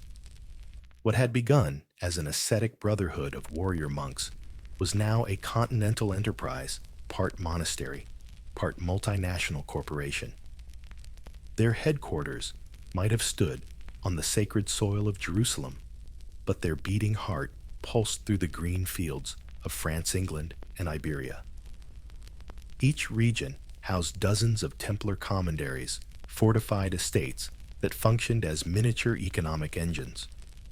To the casual traveler, these might have looked like quiet monasteries. In reality, they were the logistical equivalent of industrial parks humming with activity from sunrise to sunset. A typical commandery was a self-contained ecosystem. Fields of grain surrounded by thick stone walls provided both food and income. Herds of sheep grazed under the watchful eyes of lay brothers, producing the wool that would feed one of the order's most profitable trades. Inside the walls stood workshops, smithies, barns, and granaries, every inch designed with pragmatic precision. At the center rose a chapel, because even commerce required liturgy. Each estate had its preceptor, the local commander, who acted as manager, accountant, and priest all in one. He oversaw dozens of sergeants and hired laborers, keeping detailed records of harvest yields, livestock births, and the movement of goods. In an age when many noble estates relied on memory and gossip, the Templars kept ledgers so meticulous that modern economists have studied them as the birth of organized accounting. Every plow, every sack of grain, every mule had its place in the divine order of profit. Their farms were models of efficiency. Crop rotation and water management techniques borrowed from their time in the East were applied to European soil. They built irrigation ditches in Spain, drained swamps in France, and planted vineyards in Burgundy and the Rhone Valley that rivaled those of the Cistercians. In England, their estates around Lincoln and Yorkshire became synonymous with high-quality wool, which they exported to Flanders and Italy. A Templar sheep was in some regions considered a luxury brand, but the brothers didn't simply farm, they engineered. They built windmills and watermills on an unprecedented scale. In an age when milling was still a cottage craft, the Templars industrialized it. Their mills ground grain not only for their own estates, but for entire villages, charging small fees that trickled steadily into the order's coffers. They established forges for iron-working presses, for olive oil, and workshops for leather and textiles. Each commandery was an economic organism feeding its surplus into the larger body of the temple. The profits were not hoarded, but reinvested. The order's statutes mandated that revenues from Europe were to sustain the military frontiers in the Holy Land. Grain from Burgundy fed soldiers in Acre. English wool clothed knights in Antioch. Silver from Spanish mines paid for siege engines and fortifications. The entire operation functioned like a medieval supply chain, its arteries stretching from the North Sea to the Levant. In a world of isolated fiefs and local markets, the Templars had created the first truly global logistics network. They were also innovators in commerce. Templar estates often sat at crossroads or along rivers, serving as trade hubs. They built warehouses, inns, and toll-free markets, encouraging merchants to pass through their lands rather than those of greedy lords. Because the order was exempt from most taxes, their goods could undercut competitors. Even kings quietly bought grain and horses from the temple, their royal treasurers gritting teeth as they paid invoices stamped with the Red Cross. Their financial acumen extended to resource management. Forests under Templar stewardship were not clear-cut for short-term gain, but harvested in rotations to ensure perpetual yield. Rivers were dammed and redirected to power mills and irrigate orchards. Every natural resource was treated as a divine asset, to be maintained, not squandered, a surprisingly modern attitude in a medieval world that rarely thought beyond the next harvest.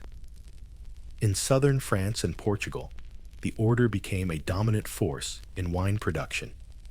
Their vineyards produced sacramental and table wines that supplied both monasteries and royal courts. Some of the regions they cultivated, like Tamar in Portugal, would later evolve into famous wine territories, their origins traced to the Templar era.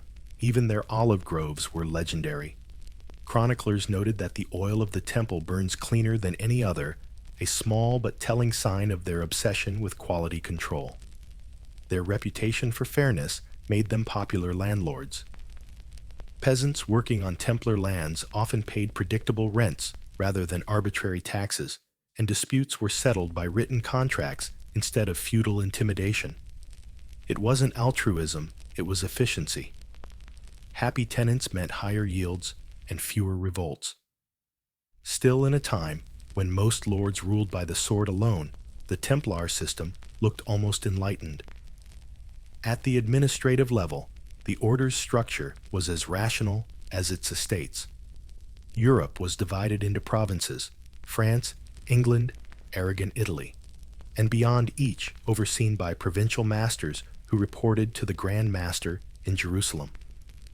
Every year, inspectors traveled from estate to estate, checking accounts and enforcing the rule. Waste or mismanagement could mean demotion, fraud, expulsion. Their bureaucracy was relentless but incorruptible, a kind of sacred auditing. This machinery of piety and profit turned the Templars into one of the largest landowners in Europe. By the late 13th century, they possessed nearly 10,000 estates stretching from the Scottish Highlands to the hills of Cyprus. Their wealth was not hidden in vaults, it was alive, growing in fields, and echoing in mill wheels. Each sunrise that glinted off a Templar windmill or rippled across a vineyard was in a way another hymn to divine efficiency. And yet, the paradox deepened. The knights themselves still lived in austerity.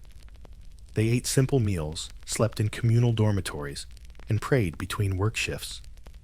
The riches of the order belonged to no man, yet the world could not help but see the Templars as an army of millionaires in mail. Their economic power was unprecedented, and with it came influence that reached far beyond religion. They lent grain to starving villages, financed bridge construction, and even helped rebuild towns destroyed by war, all in exchange for loyalty and favorable trade rights. They became indispensable to rulers and commoners alike. To kings, they were bankers. To peasants, employers. To the church, the ideal of disciplined prosperity. But history has a way of turning admiration into envy.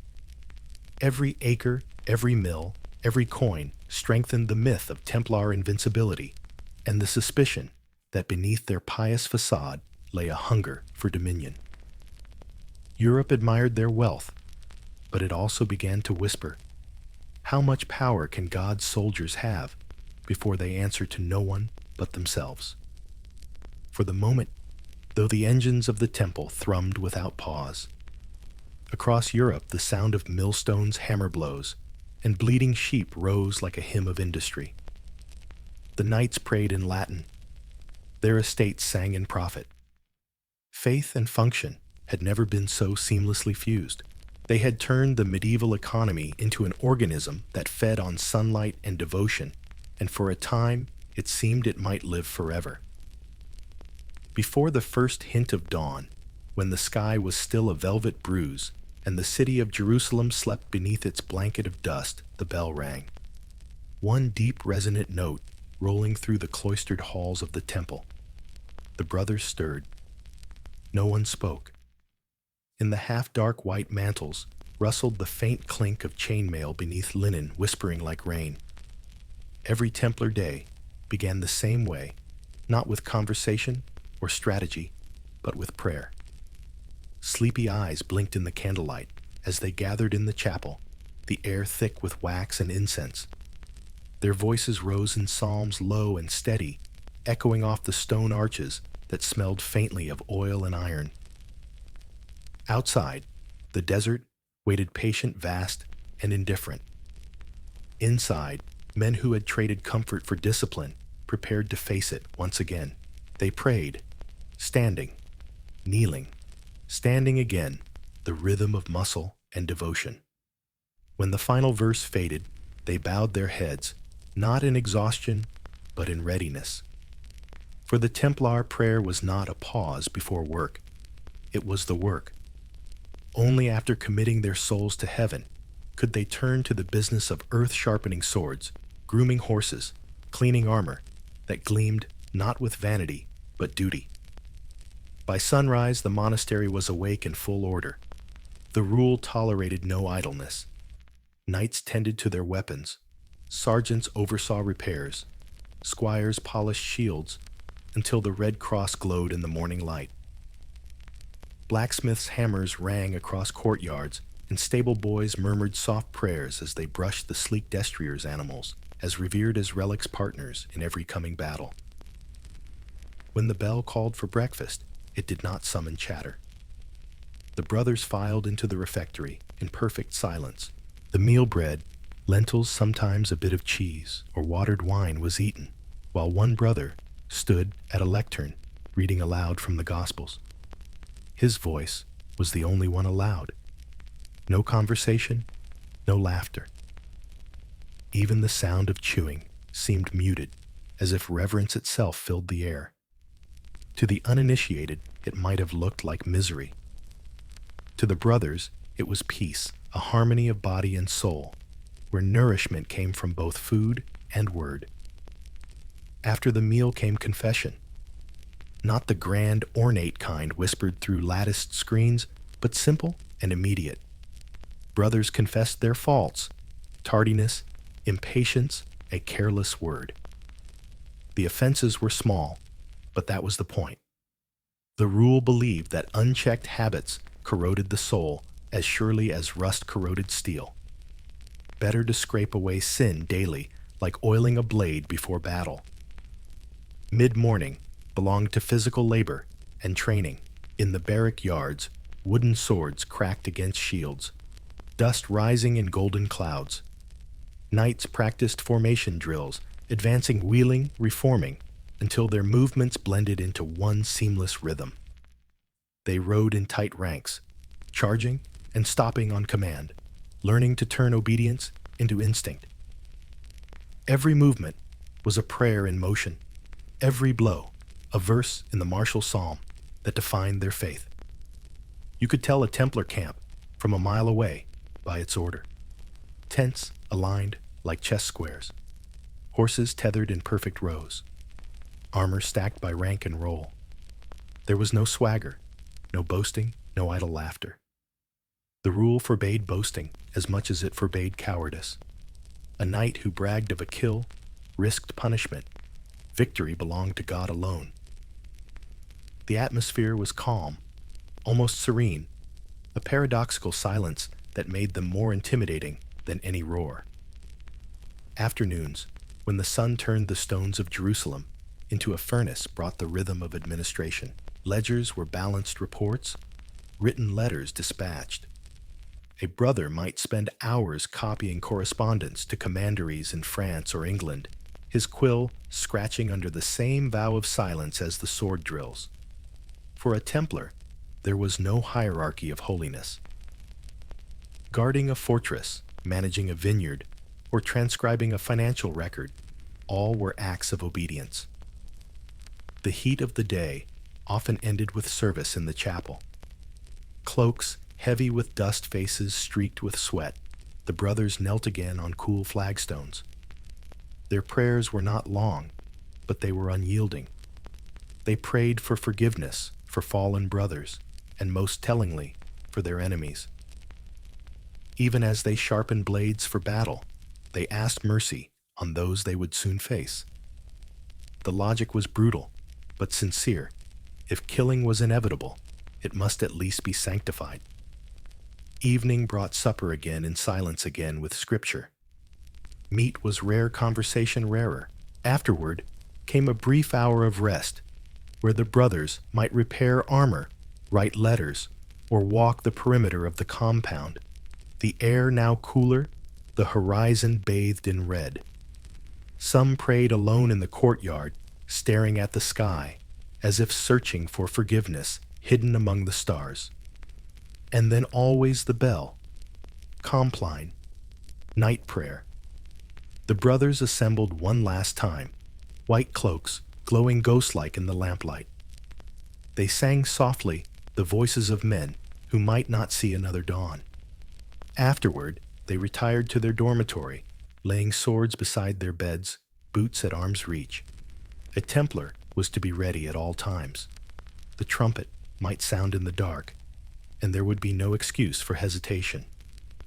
In those quiet hours before sleep claimed them, the contradictions of their life hung in the air, a discipline both brutal and beautiful. They were men of war, who sought peace, monks who lived by the sword landlords who owned nothing, soldiers who prayed for the souls they might soon kill.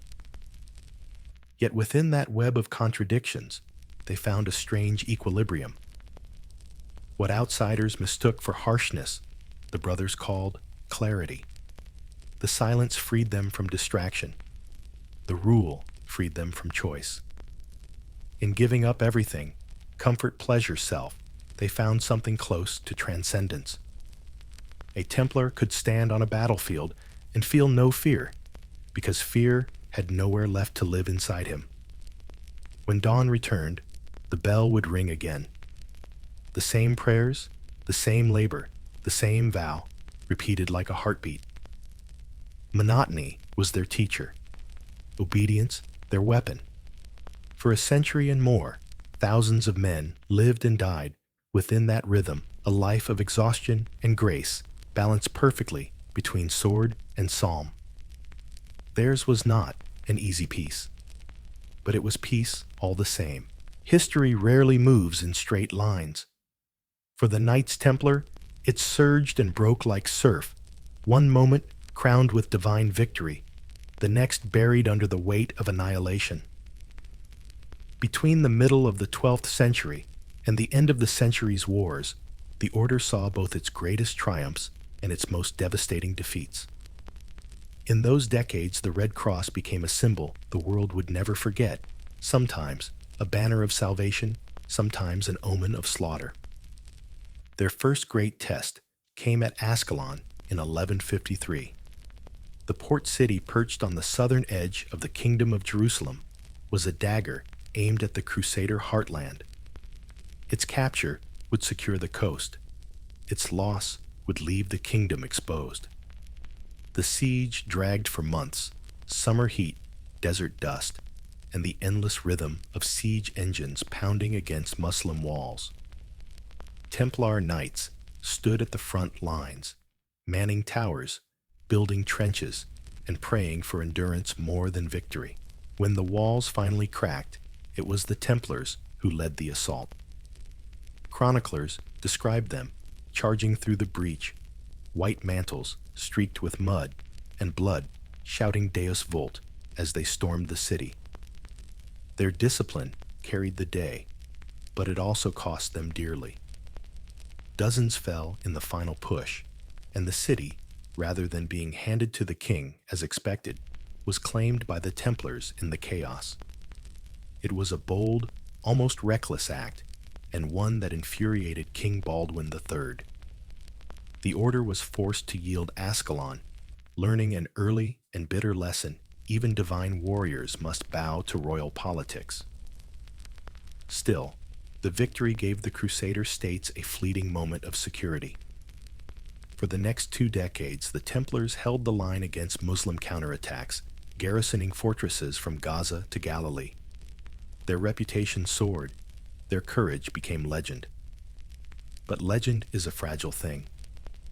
In 1177, that legend was tested and glorified at the Battle of Montcassar. The scene could have been lifted from an epic poem. Saladin, Sultan of Egypt and Syria, marched north with an army perhaps 25,000 strong, intent on crushing the young kingdom of Jerusalem. King Baldwin IV, barely 20 years old and ravaged by leprosy, could muster fewer than 500 knights. With him rode just 80 Templars. By every measure of logic, it was suicide. Yet on the plain near Ramla, something extraordinary happened. As Saladin's troops stretched out to plunder, Baldwin's small force struck like lightning. The Templars charged at the head of the Christian line, a compact wedge of iron and faith. Chroniclers wrote that they fell upon the enemy like lions upon sheep. The Muslim army, unprepared and overconfident, broke under the shock. Saladin barely escaped with his life. When the dust settled, the king was lifted onto his horse, his disease-ravaged face shining with tears and dust, and the Templars stood guard as the survivors sang the Te Deum in the open field. It was a victory so improbable that even the cynical called it a miracle. For a brief moment, the Templar cross seemed invincible. But God, it seemed, gave miracles sparingly. 10 years later came Hattin, the battle that broke the Crusader dream. The summer of 1187 was merciless. The kingdom of Jerusalem, fractured by infighting, stumbled into catastrophe. When Saladin's forces invaded from Egypt, the Christian barons panicked, gathering every knight they could muster. The Templars and Hospitallers marched at the vanguard, grimly disciplined, aware that the army's leadership, split between arrogance and desperation, was courting disaster. By July, under the searing sun of Galilee, the Crusader army was trapped near the twin hills known as the Horns of Hattin. The Templars urged restraint. Others demanded attack. Water was running out. The grass was dry as parchment. That night, Saladin's troops set the fields ablaze. Smoke rolled through the camp like a curse. At dawn, the Christians tried to fight their way to the Sea of Galilee, where salvation shimmered on the horizon like a mirage.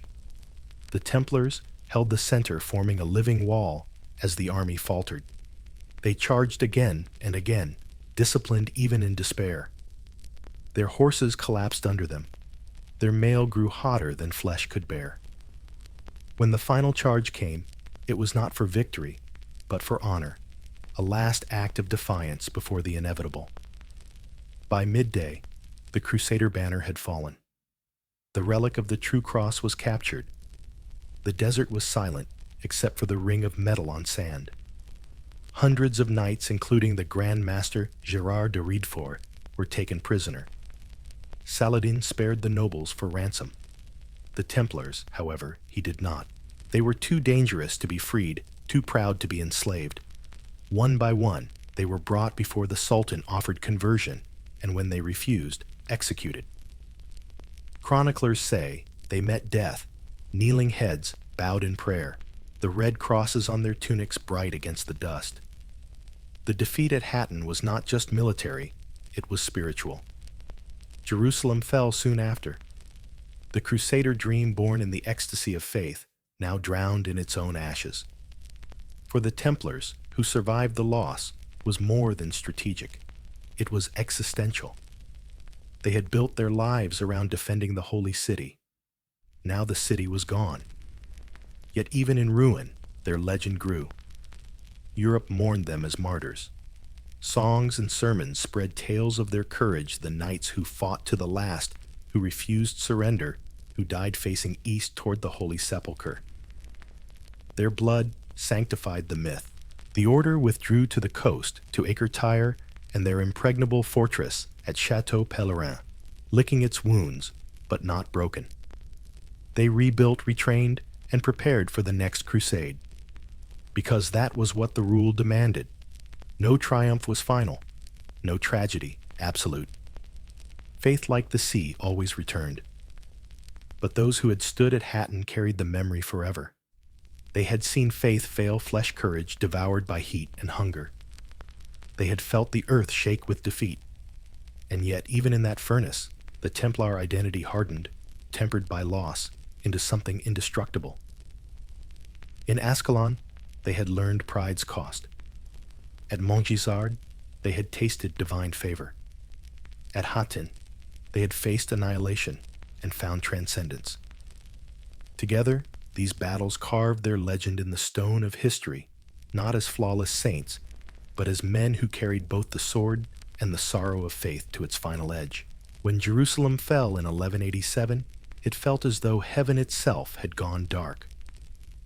To the Christian world, the holy city wasn't just a place, it was the promise of God made visible in stone. When the true cross was captured and Saladin rode through the city gates, it seemed the age of miracles had ended. But for the Templars, despair was forbidden.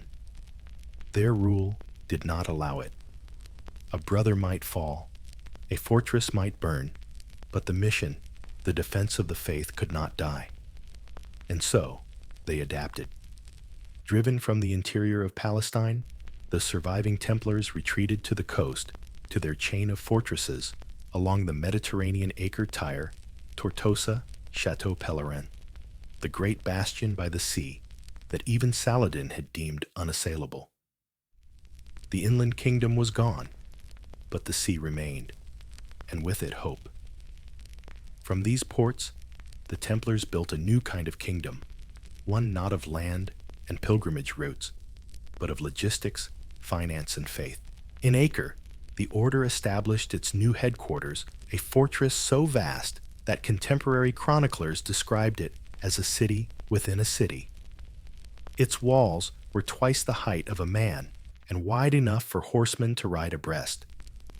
Beneath its courtyards ran cellars, storerooms, and tunnels connecting directly to the harbor, allowing the order to move men and goods without ever exposing them to danger.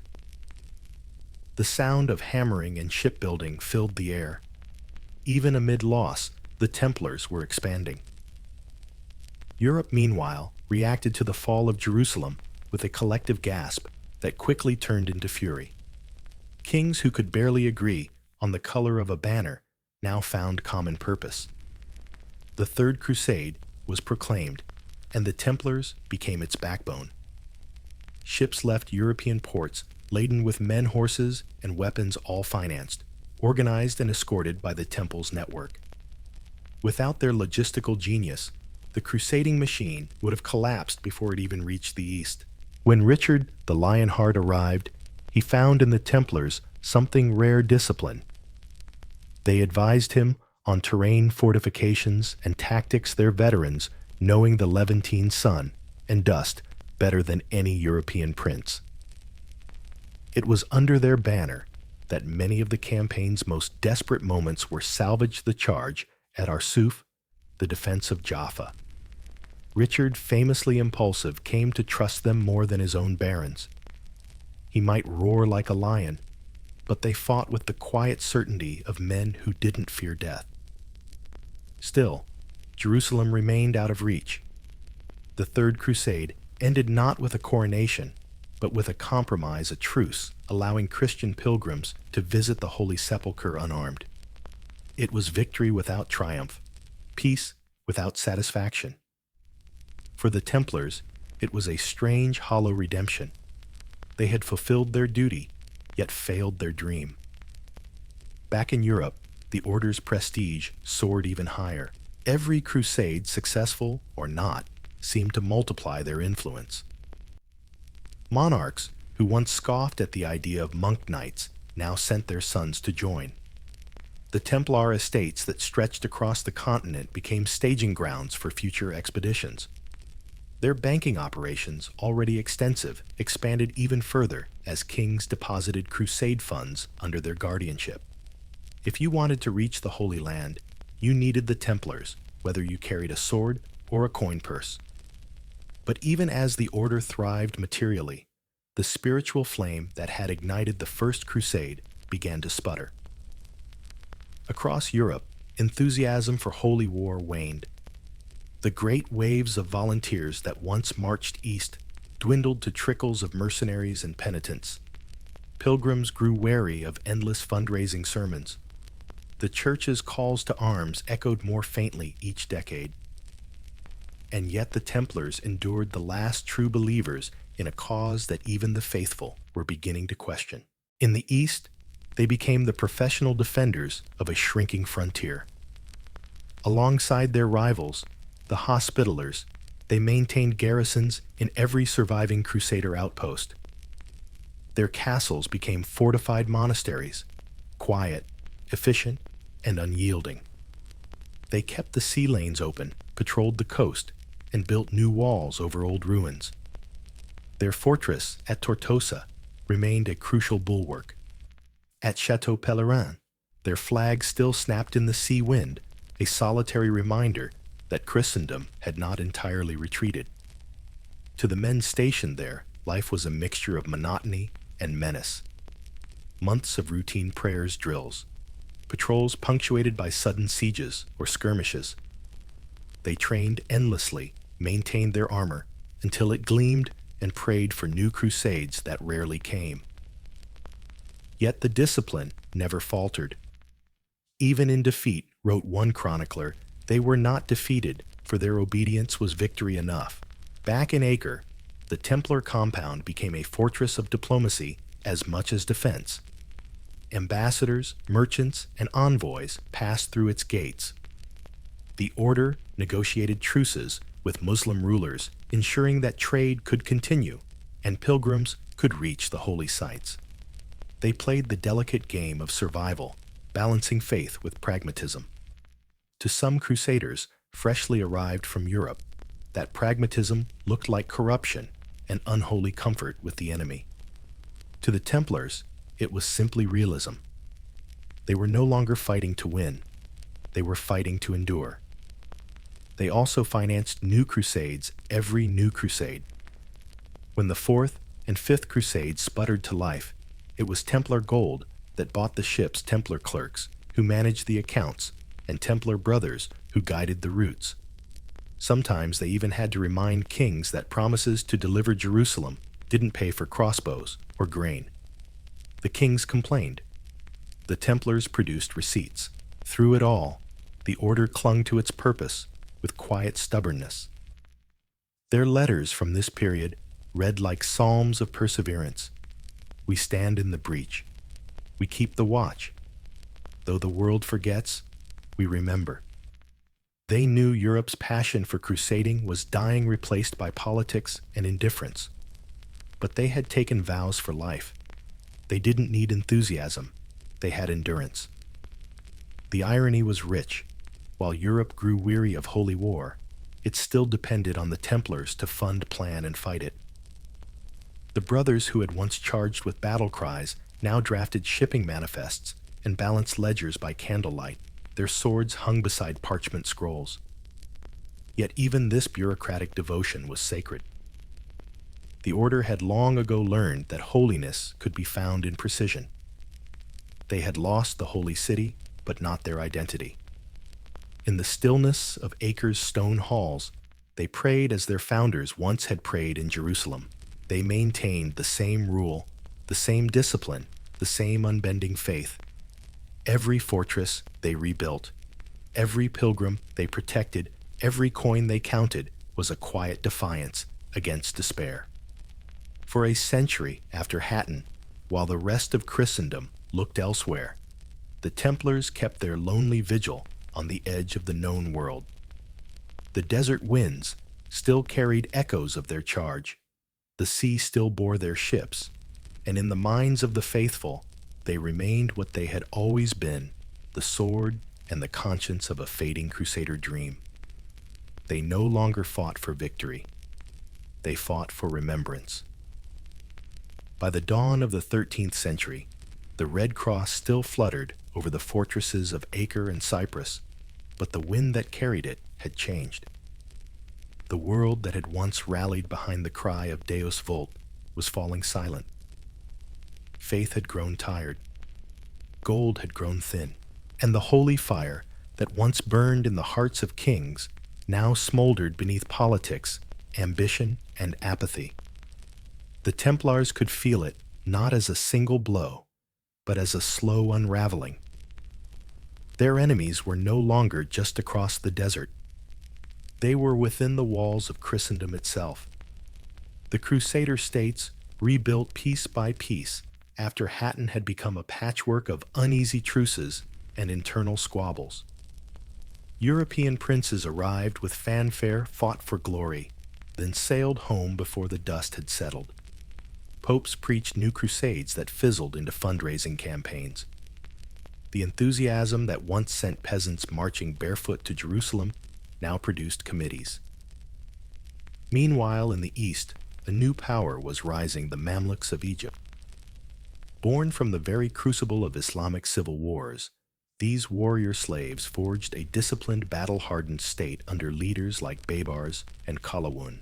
They were everything the Crusaders had once been: fanatically trained, tactically brilliant, and united under purpose.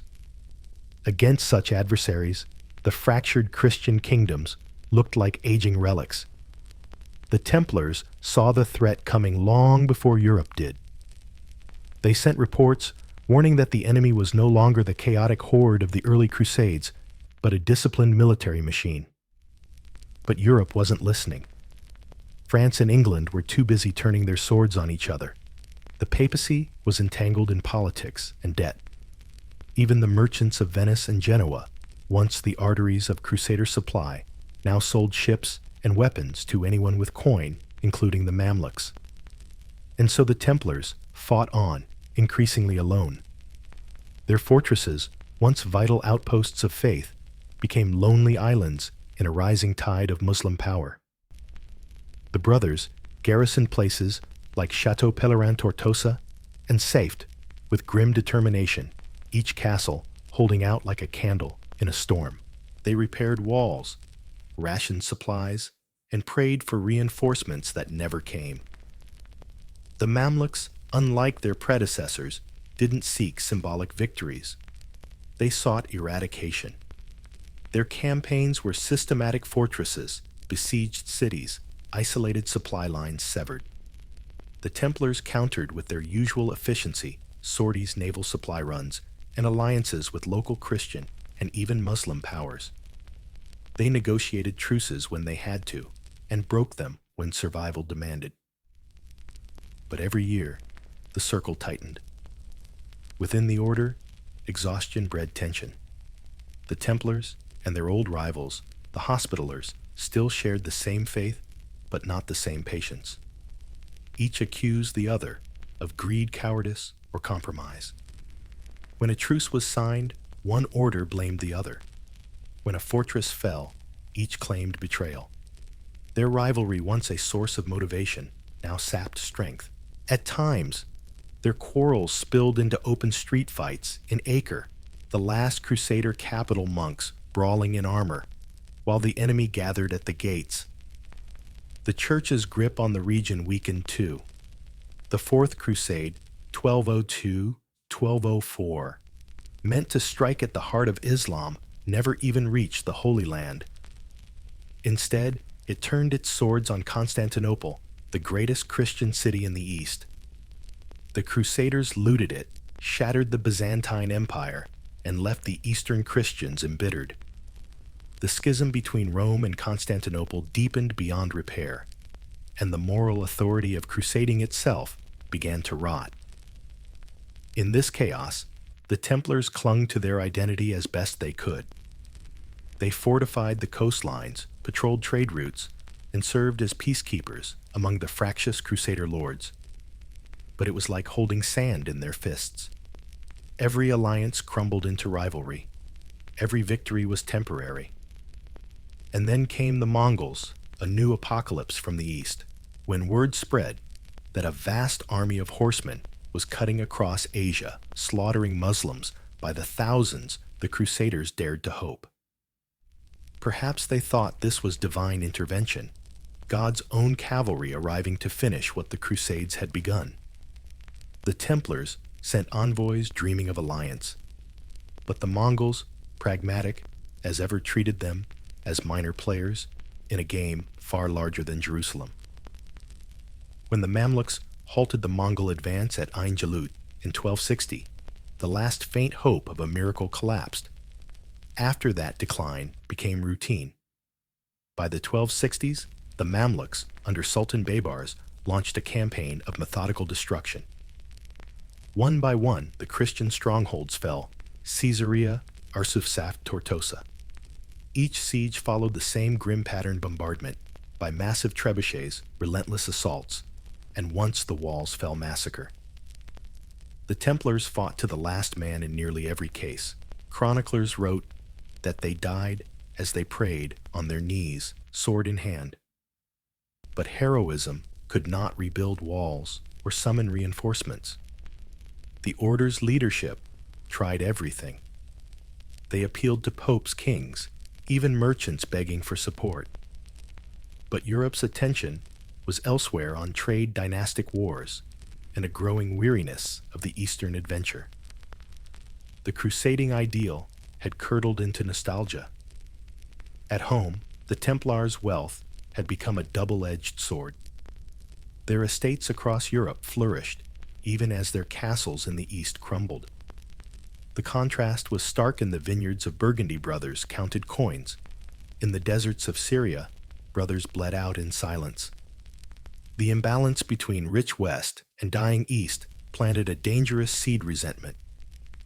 To the public, the order looked less like holy warriors and more like arrogant bankers in armor. By the 1280s, the Templars' last bastion was the great port of Acre, and even it was fraying.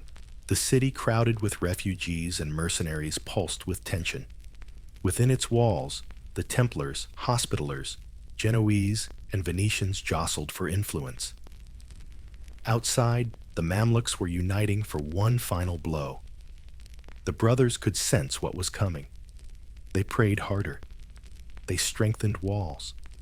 They held ceremonies of confession as if preparing for death. Their letters from those years sound almost resigned. The land of Christ grows smaller. The hearts of men grow colder. Yet we remain. And remain they did for a few more years. The order's discipline held even as the world around it unraveled. But the truth was undeniable. The age of Crusades was dying. The frontier of faith had become a graveyard of ideals. What had begun as a holy storm, a call that once moved continents, now dwindled to whispers in cloisters and dusty ledgers. The Templars, once the vanguard of divine war, were becoming relics of a forgotten purpose. They were soldiers without a crusade, defenders without a kingdom, and that history would soon prove is a dangerous thing to be.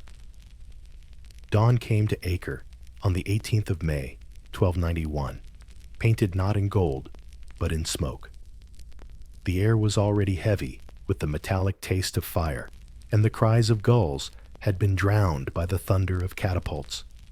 The last city of the Crusader, states the final heartbeat of 2 centuries of faith and war, was dying. The Mamluk Sultan al-Ashraf Khalil had brought an army the likes of which the Holy Land had never seen. Perhaps 200,000 men engineers, cavalry siege towers tall as minarets, and machines that hurled stones the size of millstones. Against them, the defenders of Acre numbered barely 20,000 souls. Templars, Hospitallers, merchants, sailors, and terrified townsfolk clinging to the last scrap of Christendom's dream. Inside the city, William, a Beaujeu Grand Master of the Temple, stood atop the ramparts. His white mantle was gray with soot, his face streaked with blood and dust.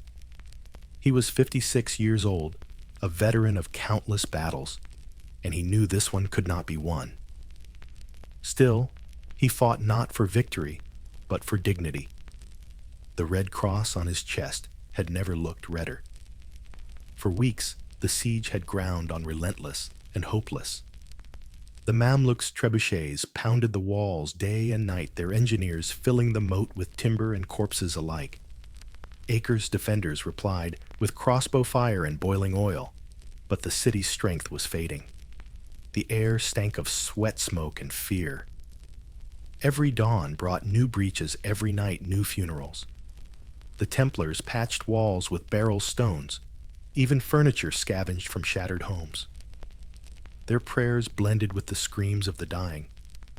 The Grand Master refused to abandon his post. He moved along the battlements like a man possessed, encouraging soldiers, tending the wounded, hurling back ladders with his own hands. His presence kept panic at bay.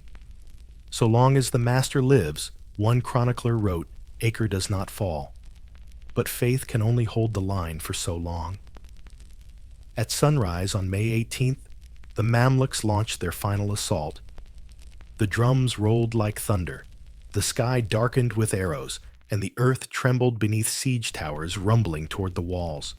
Waves of soldiers surged forward shouting Allahu Akbar as the defenders screamed, Deus volt back at them. The two cries collided in the smoke, indistinguishable two faiths roaring to the same heaven. The outer wall crumbled first. Stones fell, like rain burying men alive. The Hospitallers fought to hold the breach, while the Templars counterattacked, their swords flashing in the dim light. For a moment it worked. The enemy faltered. William of Beaujeu, at the front line as always, rallied his men with a shout. Then a cry went up sharp and terrible. "The master is hit." A spear had pierced his side beneath the arm. His sergeants rushed to steady him, but he waved them off. "I am not dead yet," he said quietly, blood soaking his mantle. He staggered back toward the inner wall, refusing to fall until he reached the city gate. There, in the shadow of the temple's own fortress, he collapsed. His last command: defend the temple. The brothers obeyed. When word of Beaujeu's death spread, despair swept through the city like wildfire. The defenders fought harder, but the sense of inevitability grew. The walls buckled. The streets filled with fleeing civilians, merchants, priests, mothers carrying infants, all running toward the harbor where Templar ships waited in the surf. The air was thick with ash and the bitter tang of salt water. The Templars fell back to their fortress, the last stronghold within the city. Built of massive stone, it loomed at the edge of the sea, a sanctuary and a trap. Hundreds of knights and refugees crowded inside, sealing the gates behind them as Mamluk forces poured through the ruins. Outside, Acre burned. For 2 days, the Templar fortress held. Arrows and stones rained down. Ladders were raised and cut down again. The brothers fought from room to room, praying as they fought, their chants echoing through the smoke-choked halls. Non nobis Domine. The words became a heartbeat. Not unto us, O Lord, but to your name give glory. Then on the 3rd day, the sea turned black, with ships, Templar galleys, and merchant vessels come to evacuate the survivors. Under cover of darkness, they ferried women, children, and wounded soldiers to safety. Many of the knights refused to leave. "The temple was our home," one said, "and here we will die." When the Mamluks finally broke through, the defenders detonated their powder stores. The fortress erupted in a roar that shook the harbor, scattering ships and shattering stone. A column of smoke rose where the temple once stood. The last of the Templars had chosen fire over surrender. By morning, Acre was silent. The Crusader banners were gone. The Mamluk standard, green and gold, fluttered from the ruined walls. The harbor was littered with wreckage. And just like that, after 192 years of crusading, the Kingdom of Jerusalem ceased to exist. Of all the relics left behind, none spoke louder than the empty shoreline. For centuries, pilgrims had walked its sands, kings had landed their ships, prophets had been invoked, and empires had clashed. Now, it was just the sea, calm and unbothered, erasing footprints as if the Crusades had never happened. A few Templar ships escaped the inferno, carrying survivors to Cyprus, the new refuge of a defeated dream. Among them were brothers who had seen Acre's last dawn. They sailed west in silence, their eyes fixed on the smoke still curling over the horizon. Some wept, others prayed. None looked away. In that single night, an era ended. The Templars had fought their last battle in the Holy Land, not for victory, but for memory. Acre's fall was not just a military defeat. It was a requiem for the age of faith-fueled conquest. When the sea closed over the ruins and the wind scattered the ashes, all that remained was the legend men who stood until there was nothing left to stand on, who burned rather than bend, who fought for a city that no longer existed and a promise the world had forgotten. The Red Cross still gleamed on their tattered sails as they vanished into the western horizon. Behind them, the Holy Land was lost. Ahead lay exile and destiny. The year was 1291, and the sea had swallowed everything the Knights Templar had ever fought for. Jerusalem was long gone. Acre lay in ashes, and the last fragments of the Crusader states had crumbled into the sea like broken mosaics. The Templars, those iron-bound monks who had once held the front line of Christendom, now found themselves drifting an army without a battlefield, warriors without a war. Their survivors regrouped on Cyprus, that accidental refuge of defeated Crusaders. The island was still nominally Christian, ruled by the Lusignan kings, and for a time it became a floating relic of the vanished kingdom of Jerusalem. But to the men of the temple, Cyprus felt less like salvation and more like purgatory. Gone were the sacred walls of the holy city, the dusty pilgrim roads, the scent of incense and blood mingling in desert air. In their place stood warehouses, estates, and boardrooms of a kind that the brothers had never prayed to serve. The rule still bound them hours of prayer, communal meals, vows of poverty, but the fire that had once fueled it had dimmed. The clang of swords was replaced by the shuffle of parchment. The order had become a paradox, made flesh the most disciplined military machine in Europe, and yet with nowhere left to march. Their new Grand Master, Jacques de Molay, understood this dilemma better than anyone. A tall, aging Burgundian knight, with a soldier's bearing and a mystic's eyes, he had fought in the East and carried the scars to prove it. Elected in 1292, he inherited an institution suspended between glory and irrelevance. His mission was simple in theory and impossible in practice: to revive the crusading dream in a Europe that had outgrown it. De Molay toured the courts of Europe like a preacher with a ledger urging kings to take up the cross once more. He met with Pope Boniface VIII, who nodded politely while calculating papal revenues. He appealed to Edward VI of England, who was too busy hammering the Scots. He petitioned Philip IV of France, whose piety was deep, but whose pockets were deeper and perpetually empty. Everywhere he went, he found the same answer, sometimes spoken, sometimes not. Jerusalem no longer matters. Europe had changed. Trade routes, not crusades, now linked east and west. Merchants made fortunes where monks once made vows. Venice and Genoa had discovered that gold was more persuasive than banners, and even the papacy was turning inward, consolidating its earthly power. The Holy Land had become less a mission and more a memory, a chapter closed by exhaustion. The Templars, however, were built for eternity. Their rule did not include retirement clauses. They maintained their vast network of commanderies across Europe, their mills and vineyards, their ledgers and loans. But wealth without purpose breeds suspicion, and soon whispers began to spread. What were these warrior monks doing with no war to fight the Order's fortress in Paris? The temple had become a financial hub, a treasure house where kings stored their gold and nobles deposited their dowries.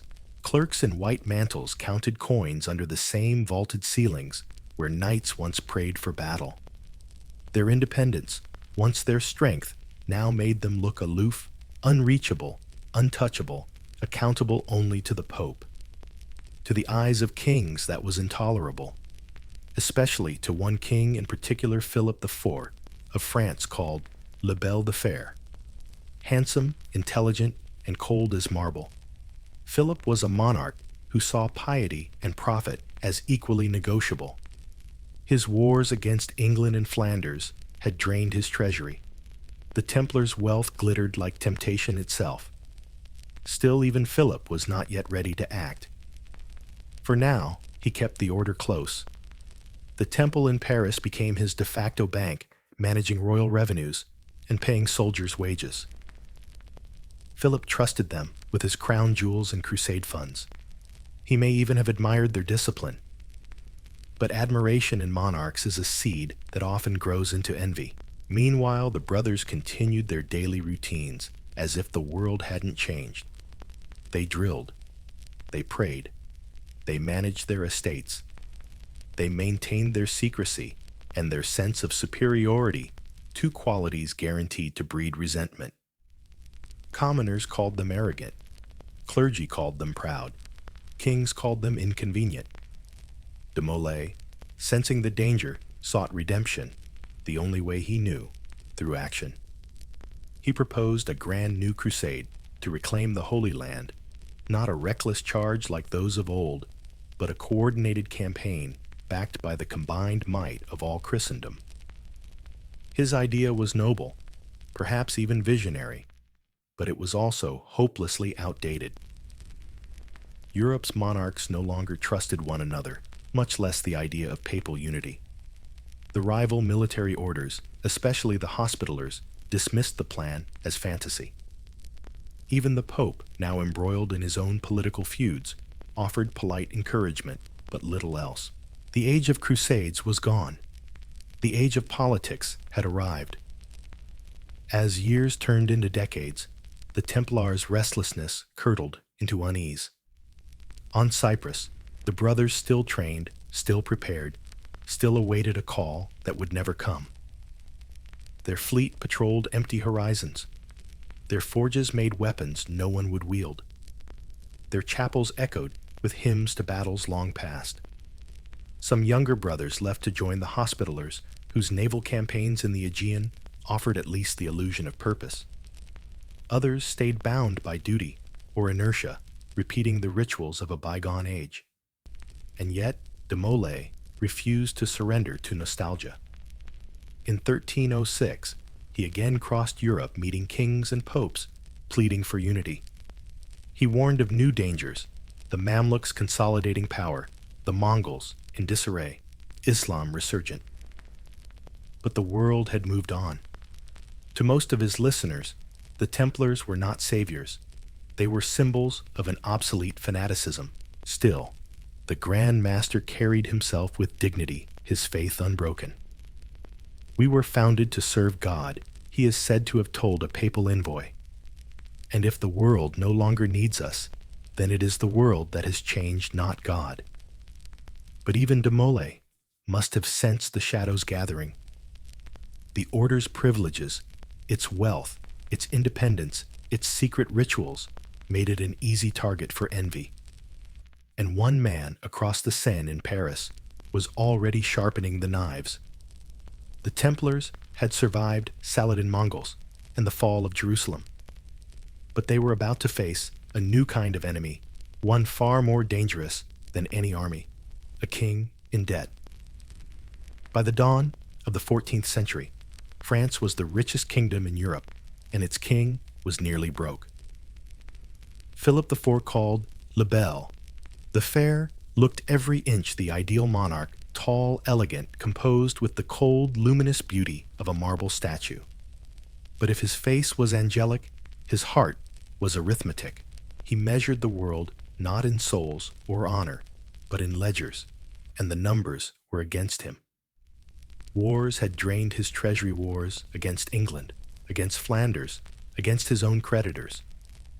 Maintaining armies, minting coins, bribing nobles, funding diplomacy, each had left his coffers hollow. Even the French clergy, his traditional source of income, were tapped out. But one institution still shimmered with inexhaustible wealth, sitting right in the heart of Paris, the Temple. There, inside massive walls and round towers, the Knights Templar maintained their French headquarters, a fortress, a monastery, and conveniently the kingdom's most secure bank. It was the Templars who stored the royal treasure, safeguarded crown jewels, paid mercenaries, and managed state finances. The king himself was their client. The irony was exquisite. The most powerful monarch in Europe was in debt to monks. Philip loathed it. He owed the Templars enormous sums, money borrowed, to finance his wars and prop up a treasury that was increasingly held together by confidence and prayer. To the brothers, it was business. To the king, humiliation. Every coin counted by a Templar clerk in a white mantle was a reminder that the sword of France rested on borrowed faith. Philip was not a man to suffer humiliation quietly. Behind the polite courtesies of royal audiences, resentment began to simmer. He distrusted any power he couldn't command, and the Templars were accountable only to the Pope. Their wealth rivaled that of entire principalities. Their estates stretched across France, and their secrecy made them immune to scrutiny. They were in every way the kind of organization Philip despised, independent, rich, and unafraid. He had already shown how he handled such obstacles.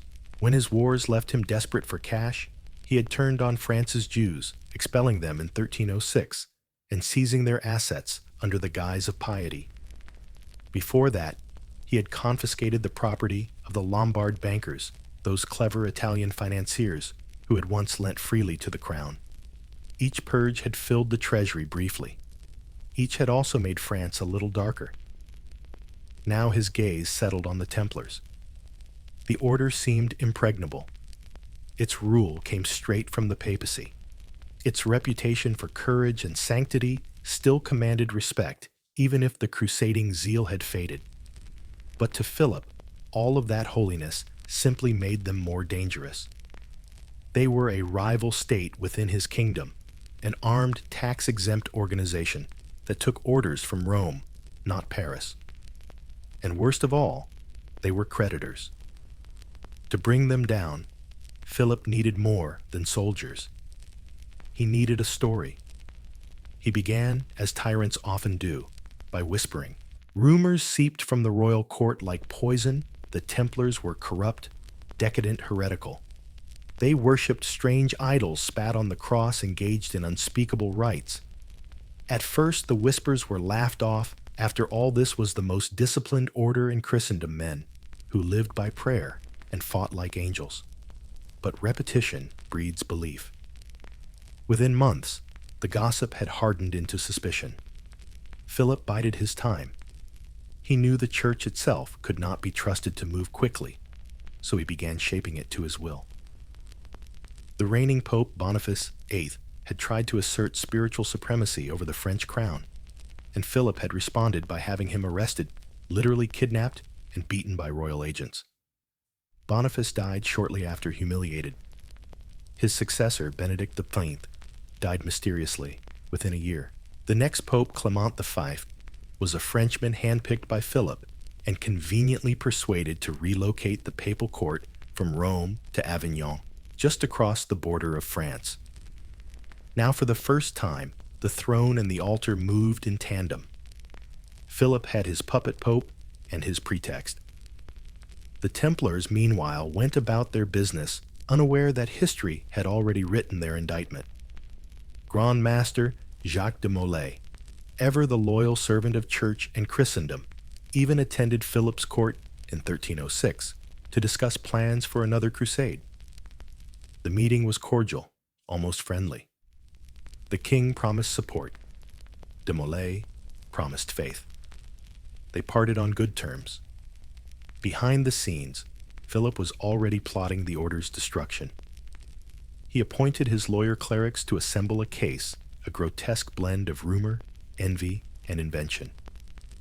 The Templars, they claimed, had secretly renounced Christ. Their initiates were forced to spit on the cross, kiss each other in obscenity, and worship a mysterious idol, Baphomet.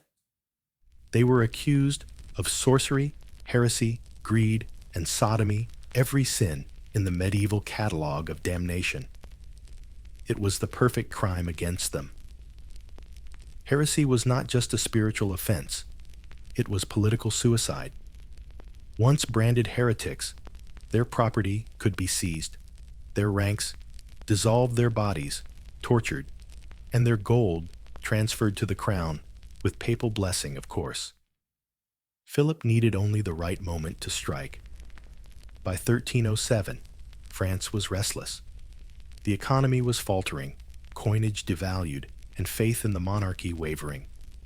Nothing rallies the masses like a moral enemy, and few enemies seemed as rich or as unaccountable as the Knights Templar. The king prepared the trap with bureaucratic perfection. Across France, sealed orders were delivered to sheriffs and bailiffs, with instructions not to open them until the appointed day. Even the royal ministers were kept in the dark. Then, in the cool, gray dawn of Friday, October 13th, 1307, the seals were broken and the king's orders were read aloud. Arrest every Templar in the realm, seize their goods, interrogate them without mercy. The hammer was falling. Before dawn, on Friday, October 13th, 1307, France slept under a fog, thick enough to muffle even the bells of Paris. Across the kingdom, sealed royal letters sat on desks and tables, unopened under candlelight. Inside each was a single command, written in the careful, pitiless script of royal bureaucrats: seize all brothers of the Order of the Temple and secure their possessions in the name of the king. When the bells finally rang, they did not toll for prayer. In Paris, soldiers moved like phantoms through the streets, boots silent on cobblestone. At the temple fortress, the order's proud and impregnable headquarters, the watchmen never saw it coming. At first light, squads of the king's men surrounded the gates shouting royal authority. Clerks carried scrolls stamped with wax and lies. Behind them came armed sergeants and inquisitors with chains. Inside, the brothers were bewildered. The order had served the crown faithfully for 2 centuries.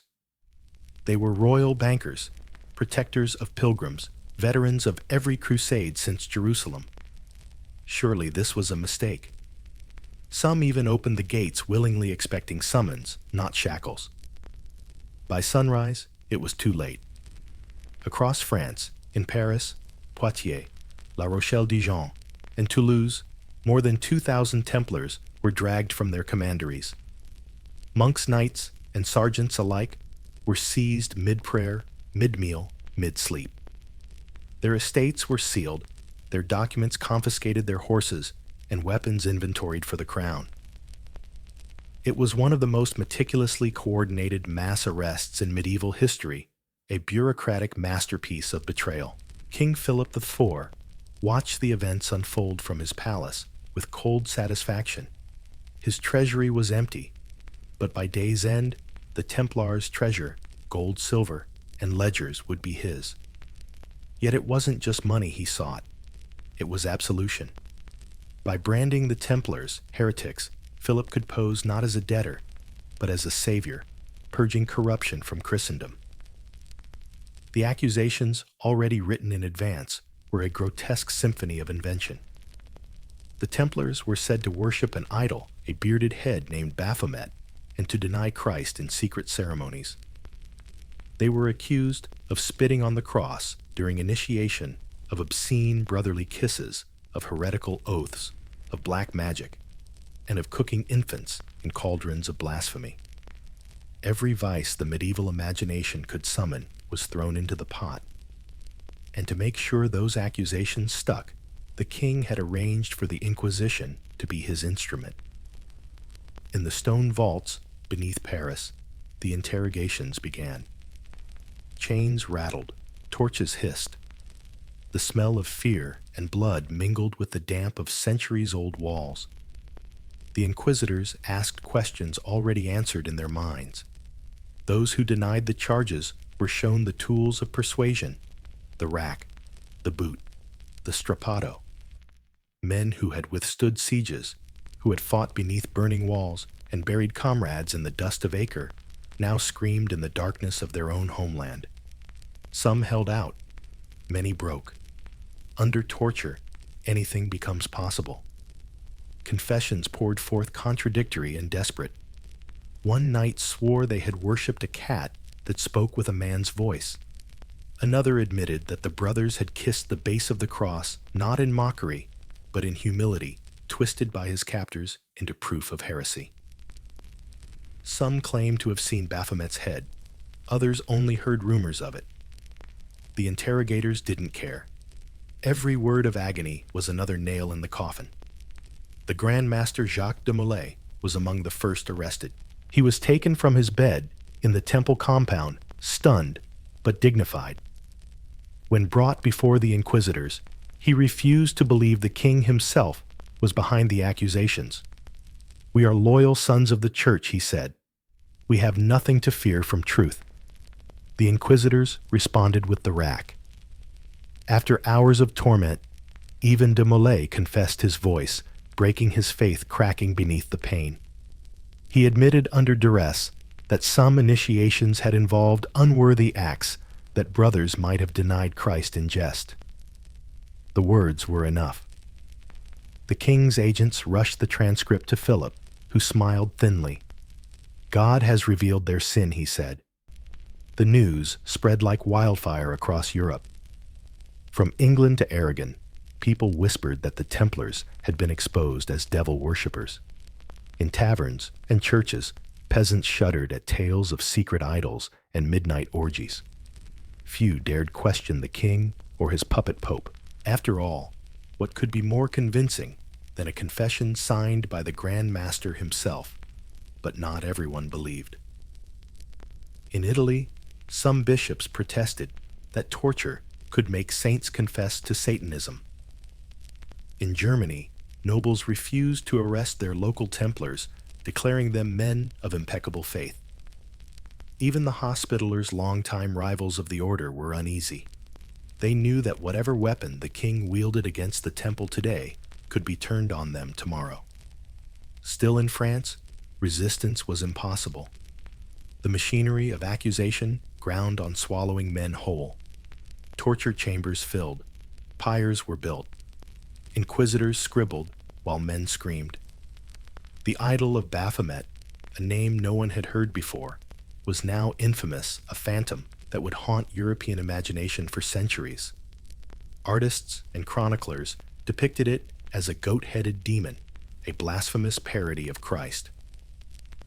The irony, of course, was that it never existed. It was the purest creation of pain. By winter, hundreds of Templars had confessed. Some recanted as soon as the flames of the stake were lit, crying that their words were lies wrung from agony. Others stood silent, resigned. The order's properties were placed under royal guardianship until the Pope decided their fate, which meant, in truth, that Philip had already seized them. The show trial that followed was the first of its kind, a carefully staged performance where guilt was preordained and confession was theater. Chroniclers called it a mockery of God's justice. But to Philip, it was magnificent politics. The people saw a king cleansing the church. The Pope saw a monarch too powerful to defy. By the year's end, the once proud Knights Templar were broken in France. Their wealth confiscated their leaders, imprisoned their reputation, blackened beyond repair. The men who had built fortresses from Syria to Spain now sat in filthy cells waiting for judgment from a world that had already judged them.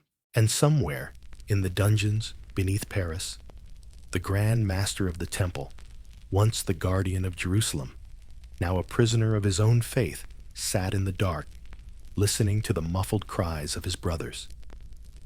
He had fought Saracens, outlasted sieges, crossed oceans. Yet this enemy was something new: silent suspicion and the machinery of a king's ambition.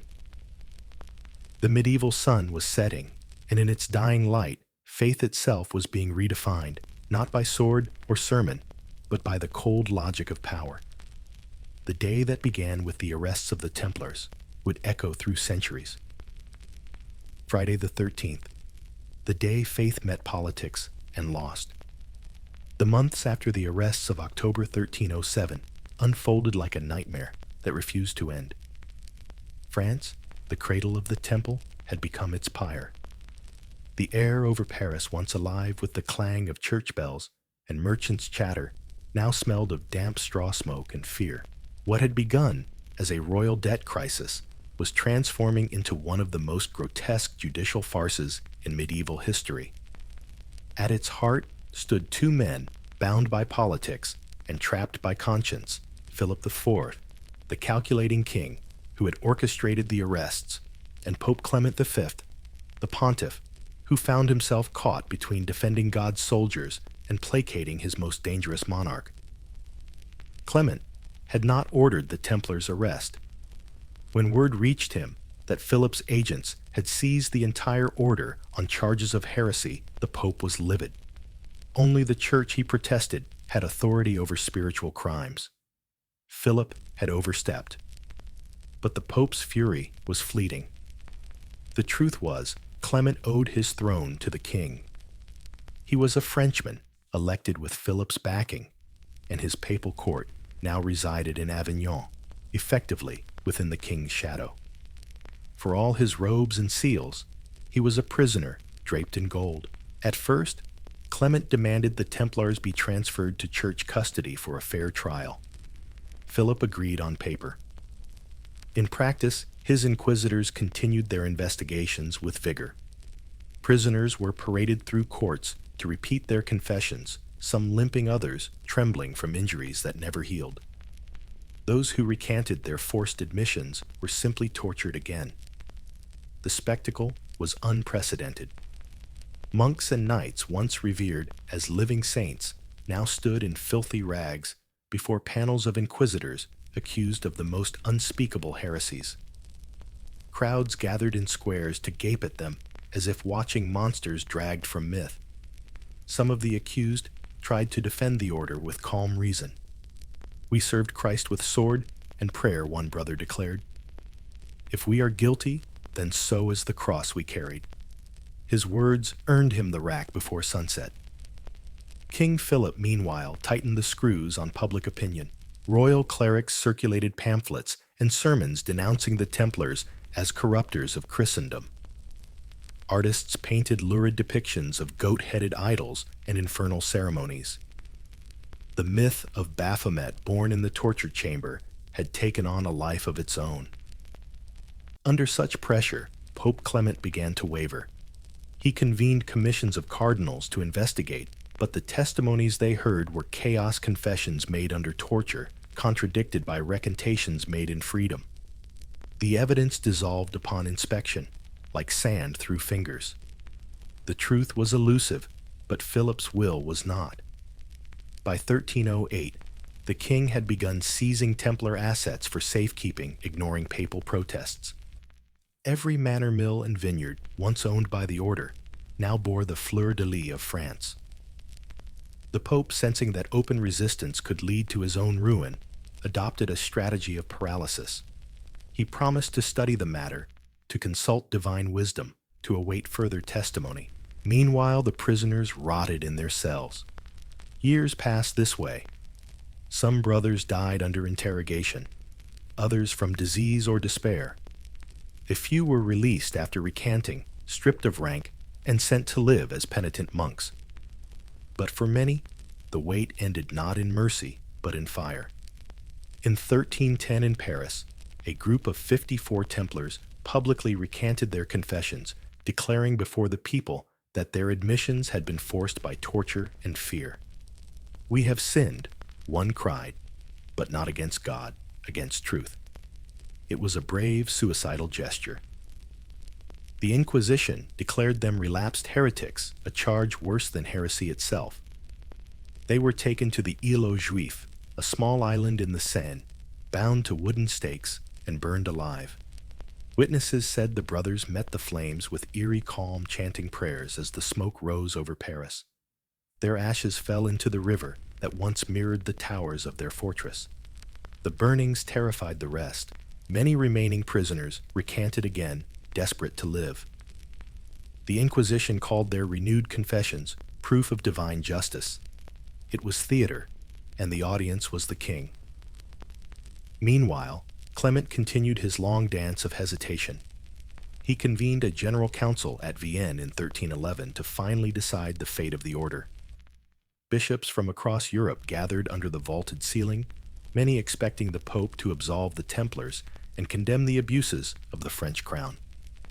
The evidence, such as it was, offered no clear guilt. The Templars' record in the Holy Land spoke louder than the tortured ramblings of broken men. But then Philip arrived in person. He entered the council, not as a penitent king, but as an executioner in waiting, flanked by guards and lawyers. He reminded the bishops that heresy threatened not just faith, but the stability of Christendom, and that they commanded the armies to defend it. He pressed the Pope privately, warning that France could withdraw obedience from Rome altogether. In the end, politics won, where truth could not. On March 22, 1312, Pope Clement issued the Bull Vox in Excelso.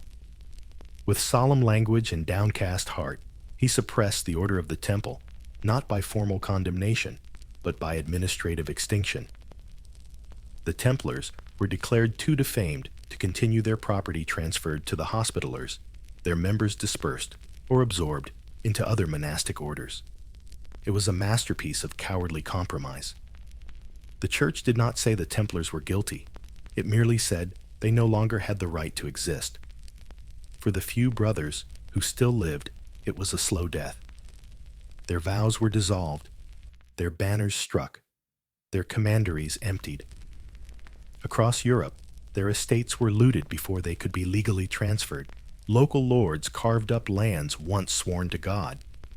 Treasuries misplaced shipments of silver en route to Hospitaller control. By 1313, the Order of the Temple was a ghost. Some brothers found refuge in remote monasteries. Others drifted into poverty, stripped of their habit and purpose. And in the prisons of Paris, Jacques de Molay and a handful of senior officers still awaited the Pope's final judgment, neither condemned nor absolved souls caught between heaven and bureaucracy. The fires on the Seine had died out, but the embers of injustice still glowed. The age of Crusades had ended in account books and tribunals. What began with vows of faith and steel had been extinguished by parchment and ink. The world had not defeated the Templars on the battlefield. It had strangled them with red tape politics and fear. Their trial was over. Their sentence had only begun. Paris, March 18th and 1314. The sky was gray and windless, heavy as lead over the island in the Seine, where justice, or something that pretended to be, it was about to be served. The river lapped lazily against the banks, as if bored with the spectacle it had seen too many times before. Another execution, another crown of smoke. But this one would linger. For 7 long years, Jacques de Molay, the last Grand Master of the Knights Templar, had endured the slow machinery of his enemies. Torture, interrogation, imprisonment, he had seen them all. He had confessed, recanted, confessed again under threat of the rack. He had watched his brothers burned, his order erased, his life narrowed to a cell barely large enough to pace. And now, at 70 years old, he was being led to the stake. Beside him walked Geoffroy de Charnay, the preceptor of Normandy, another old soldier, bound in chains, his white beard fluttering in the cold breeze. Around them pressed the crowds of Paris merchants, clerks, friars, and beggars, all craning for a glimpse of the famous heretic. Soldiers lined the bridges. Priests muttered rote prayers. Royal officials clutched their parchments, faces blank as ledgers. Across the water, the towers of the temple still loomed the fortress, where 7 years earlier the Templars had been taken in the dawn raids of Friday the 13th. Now its walls looked down on their own ruin. The charge was heresy. The sentence was death by fire.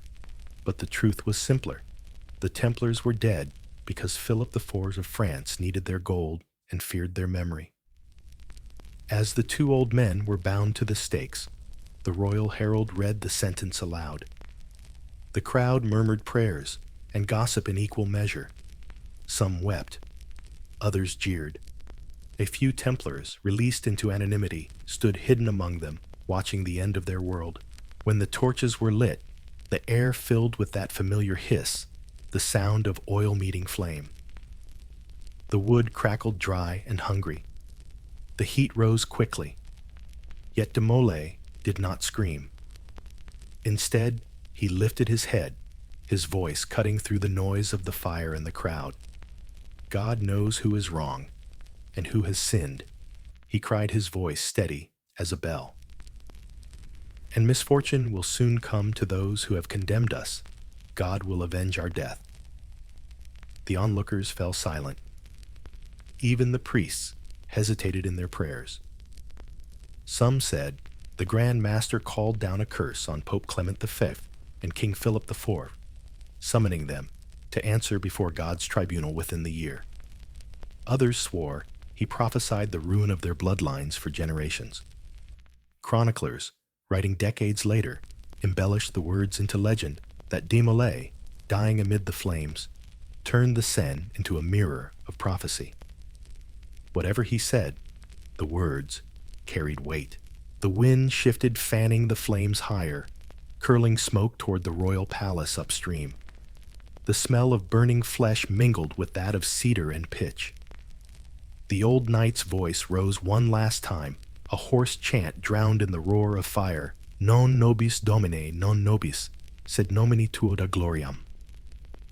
Not to us, O Lord, but to your name give glory. Then he was gone. The fire died by nightfall. The ashes were gathered and thrown into the river, the Seine carrying them away beneath the bridges of Paris. Some said the water hissed as it received them. Others said it glowed faintly for a moment, as if heaven had taken note.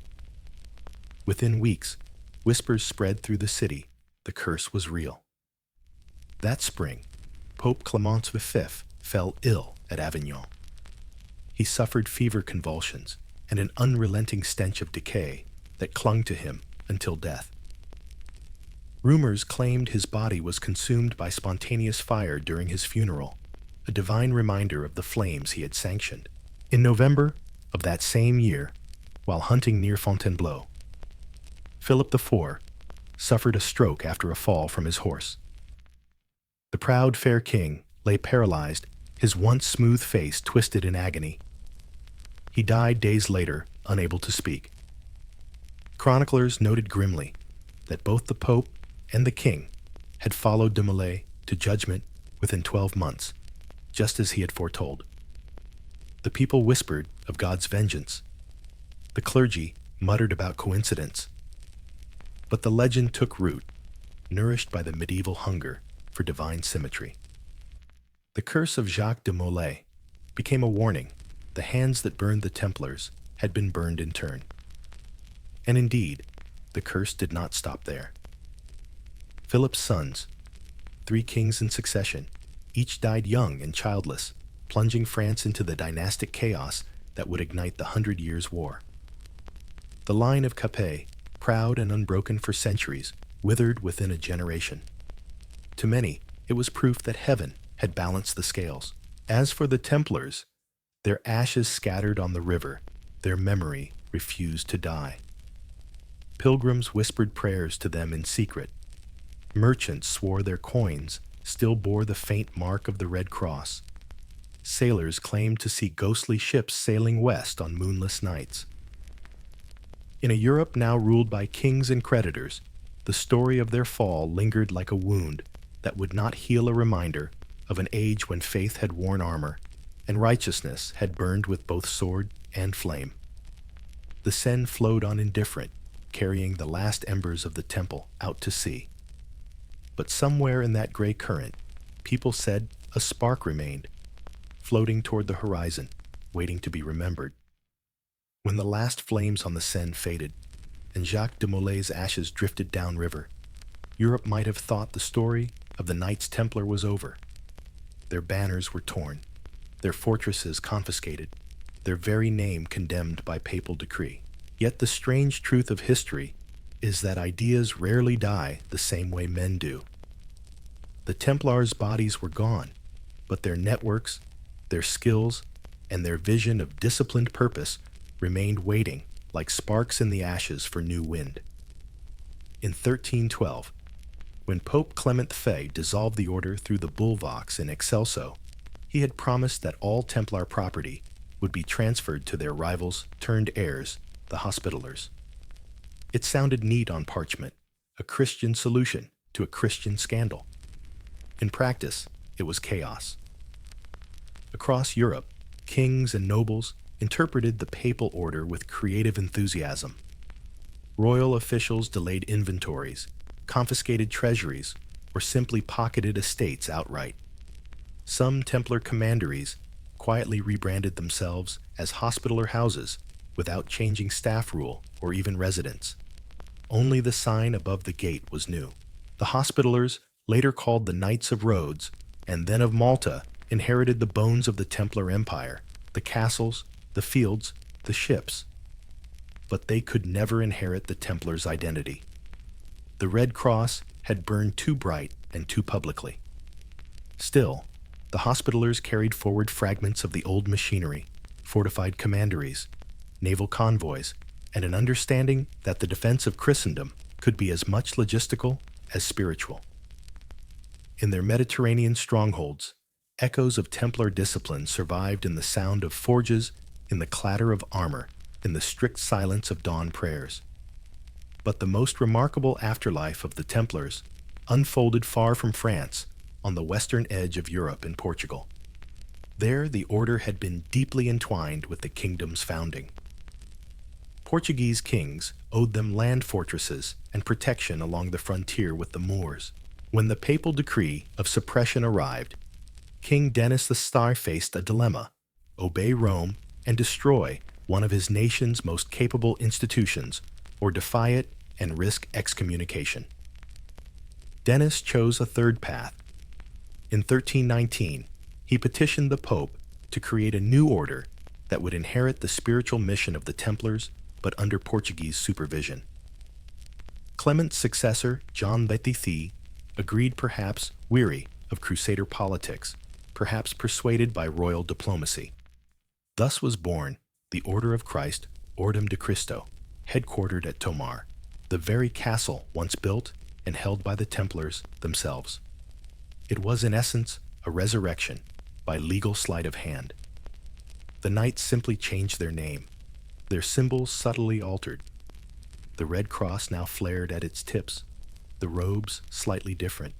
The allegiance shifted from Rome to Lisbon. Behind the new insignia, however, the spirit of the temple endured. The order retained its estates, its rule of discipline, and most importantly, its naval know-how. Over the next century, the Order of Christ became the quiet engine of Portugal's destiny. As the Reconquista ended and Europe's crusading impulse turned seaward, the old Templar legacy found a new frontier, the ocean. The same meticulous record-keeping that once tracked grain shipments to Acre now organized voyages to Madeira and the Azores. The same fortress-building expertise that had raised castles in Palestine now designed coastal defenses along the Atlantic.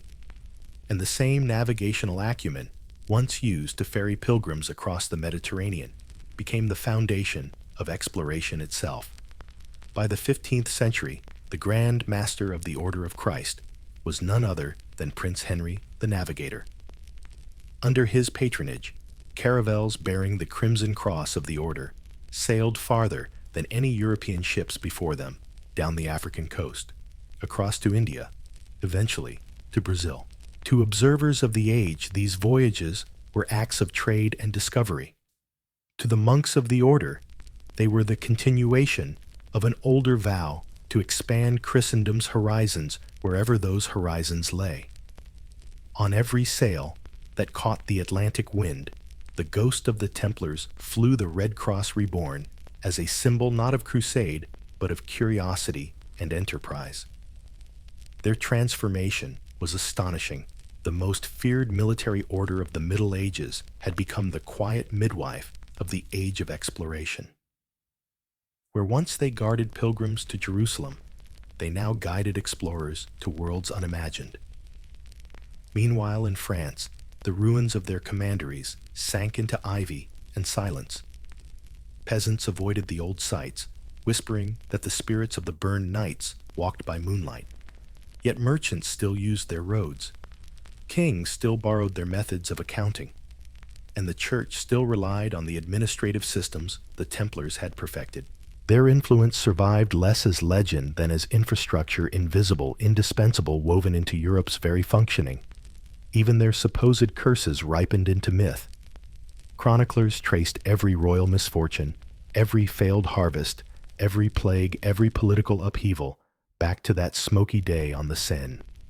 In truth, the real curse of the Templars was subtler and longer, that Europe would never again see faith and discipline fused with such single-minded purpose. And yet, in another sense, they never vanished. Their symbols resurfaced in guilds and secret brotherhoods, in whispered claims of hidden treasure and sacred wisdom.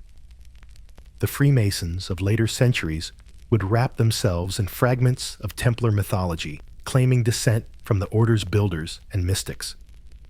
Whether fact or fantasy, the legend refused to die. From the ashes of heresy grew navigation charts. From the embers of crusade rose the global map, the Red Cross that once thundered through the Holy Land, now fluttered on ocean winds, tracing new routes to India, Africa, and beyond.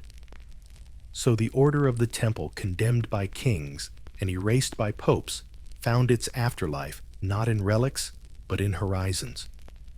Their faith had sought Jerusalem and found instead the world. The river that had carried their ashes into the sea had also, in its quiet way, carried their legacy out past France, past memory, into eternity. Centuries passed, and yet the Templars refused to stay buried. Their castles crumbled into ruins, their fortresses overgrown by ivy, their names carved out of papal registries. But somehow, the men in white mantles and red crosses never left Europe's imagination. They haunted it. Walk through the countryside of France, Portugal, or Scotland, and you can still find their traces, circular chapels, built to echo the Church of the Holy Sepulchre in Jerusalem, crumbling commanderies with forgotten wells, carved crosses half worn by rain.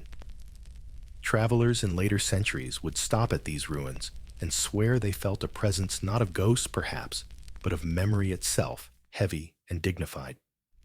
To stand beneath a Templar archway is to hear history breathe through stone. In the Middle Ages, when their end was still recent and raw, people whispered that not all of them had died in the flames. Some said a handful escaped France on secret ships that vanished into the Atlantic, carrying with them the Order's treasure, its sacred relics, or its forbidden knowledge. Others claimed they had gone underground, literally and figuratively forming hidden brotherhoods that preserved their rights in secrecy, waiting for the day when Christendom would need them again. These tales fed the first Templar myths, a blend of sorrow, suspicion, and hope. Chroniclers spoke of treasure buried beneath the temple in Paris, of vaults filled with gold, and relics spirited away before Philip's soldiers arrived. In England, rumors told of knights who fled to Scotland, finding sanctuary with sympathetic lords beyond papal reach. There, it was said, they aided Robert the Bruce in his wars for independence, appearing like avenging angels on the field of Bannockburn in 1314, the very year of De Molay's death. No chronicler contemporary to the battle mentions them, but legend never asks permission from historians. As the centuries turned, the Templars' absence became fertile ground for fantasy.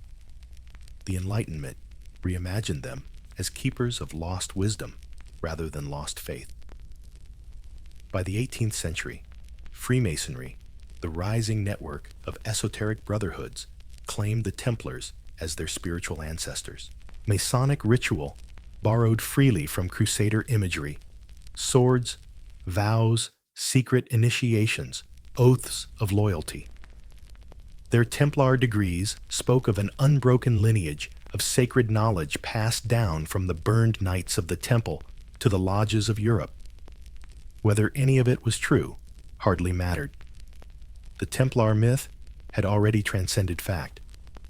They had become archetypes, the noble outcasts, martyrs of faith, and power symbols of incorruptible duty betrayed by a corrupt world.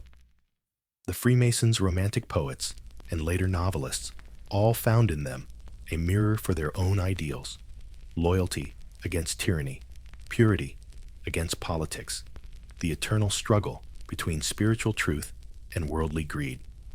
And always at the center of every retelling, there was the mystery of what they guarded. The Holy Grail, the Ark of the Covenant, the Shroud of Christ, each found its way into their story, as if the Templars' silence could only be explained by possession of something beyond comprehension. The idea that these men might simply have been ordinary believers, disciplined, flawed human, seemed too small for their legend. Their imagery, too, never faded. The white mantle, the blood-red cross, the calm, stoic face beneath a helmet, it became a shorthand for righteousness wrapped in melancholy. Artists from the Renaissance to the Romantics painted them not as heretics, but as heroes, solitary riders against crimson skies, guarding secrets of the ages. In literature, they rode again sometimes as villains in Dante's Paradiso, sometimes as tragic saints in Walter Scott's Ivanhoe, later as puzzle box conspirators in Dan Brown's fevered imagination. The Templar has been reborn so many times that no one quite remembers what the original looked like. Yet beneath the myths, some truths persist. Their architecture remains round churches, whose geometry still humbles the eye, bridges and mills, built with mathematical precision, centuries ahead of their time. Their innovations in finance administration and logistics shaped the modern world in quiet, invisible ways. Every ledger, every notary, every networked bureaucracy owes a faint debt to the monks who turned devotion into structure. Even the red cross that once marked their cloaks lives on, reimagined as the emblem of the Order of Christ, the Knights of Malta, and centuries later, the Red Cross of humanitarian aid, a secular echo of the old vow to protect the helpless. Their story endures because it occupies the space between ideal and ruin. They were both holy and human victims, and visionaries, paragons, and cautionary tales. Theirs is the tale of what happens when faith and power meet and neither bends. If you visit the banks of the Seine on a quiet morning, the air still cool and the bridges veiled in mist, you can almost imagine the scene: two figures in white, bound to stakes, smoke rising like incense toward heaven. The crowd is gone, the fire's cold, but the river still moves. It has carried kings, revolutions, and generations past, yet it still glides over the same stones that witnessed the end of the temple. And maybe that's why the Templars have never left us. Because every age finds its own reflection in their story: devotion turned into danger, purity betrayed by politics, and the stubborn human hope that somewhere behind the veil of history, righteousness still rides in armor beneath a white mantle and a red cross. Their legend, like their God, refuses to die. In the end, the Knights Templar are less a chapter of history than a mirror one that reflects our own uneasy fascination with power wrapped in virtue. They began as monks sworn to poverty and died as financiers accused of heresy.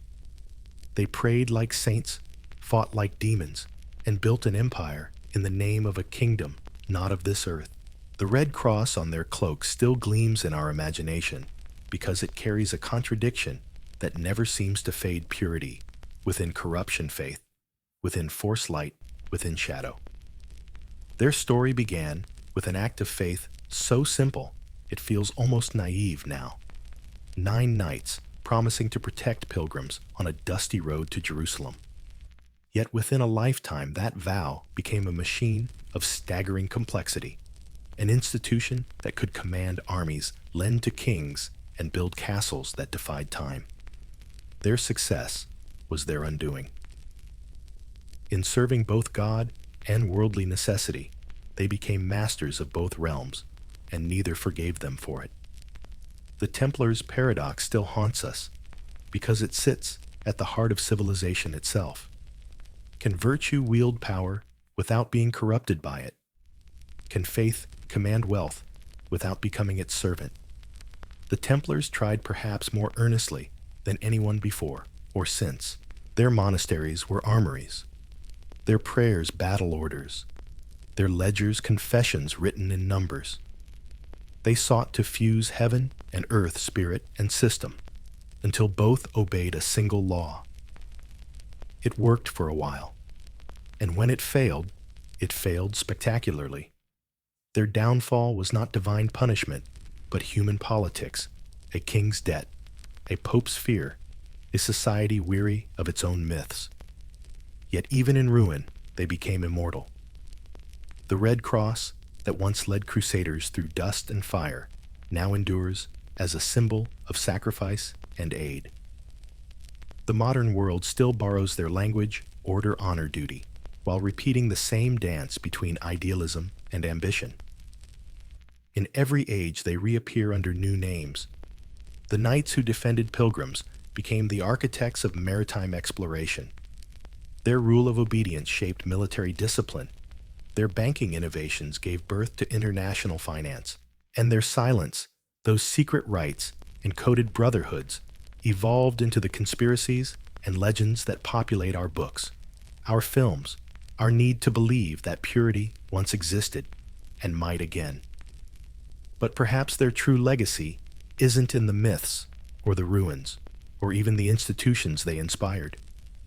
It lies in the tension they embodied between belief and pragmatism, between serving God and surviving men. The Templars remind us that every noble vision is vulnerable to its own success, that holiness, when organized too efficiently, begins to resemble empire. And yet the dream that drove them never fully died. In their brief and brilliant existence, they proved that conviction could build cities, that discipline could inspire wonder, and that courage, however misplaced, could echo across 1,000 years. Even their failures glowed with purpose. Today, when we speak their name, it is rarely in judgment. The Templars have become a kind of shorthand for lost integrity, for the possibility that power once served something higher than itself. Their story is the story of humanity's reach for the absolute, the belief that through faith, order, and sacrifice, the world can be made sacred again. That red cross, once stitched onto coarse white wool, still stands for that impossible promise. It reminds us that perfection pursued too fiercely burns, but it also lights the way.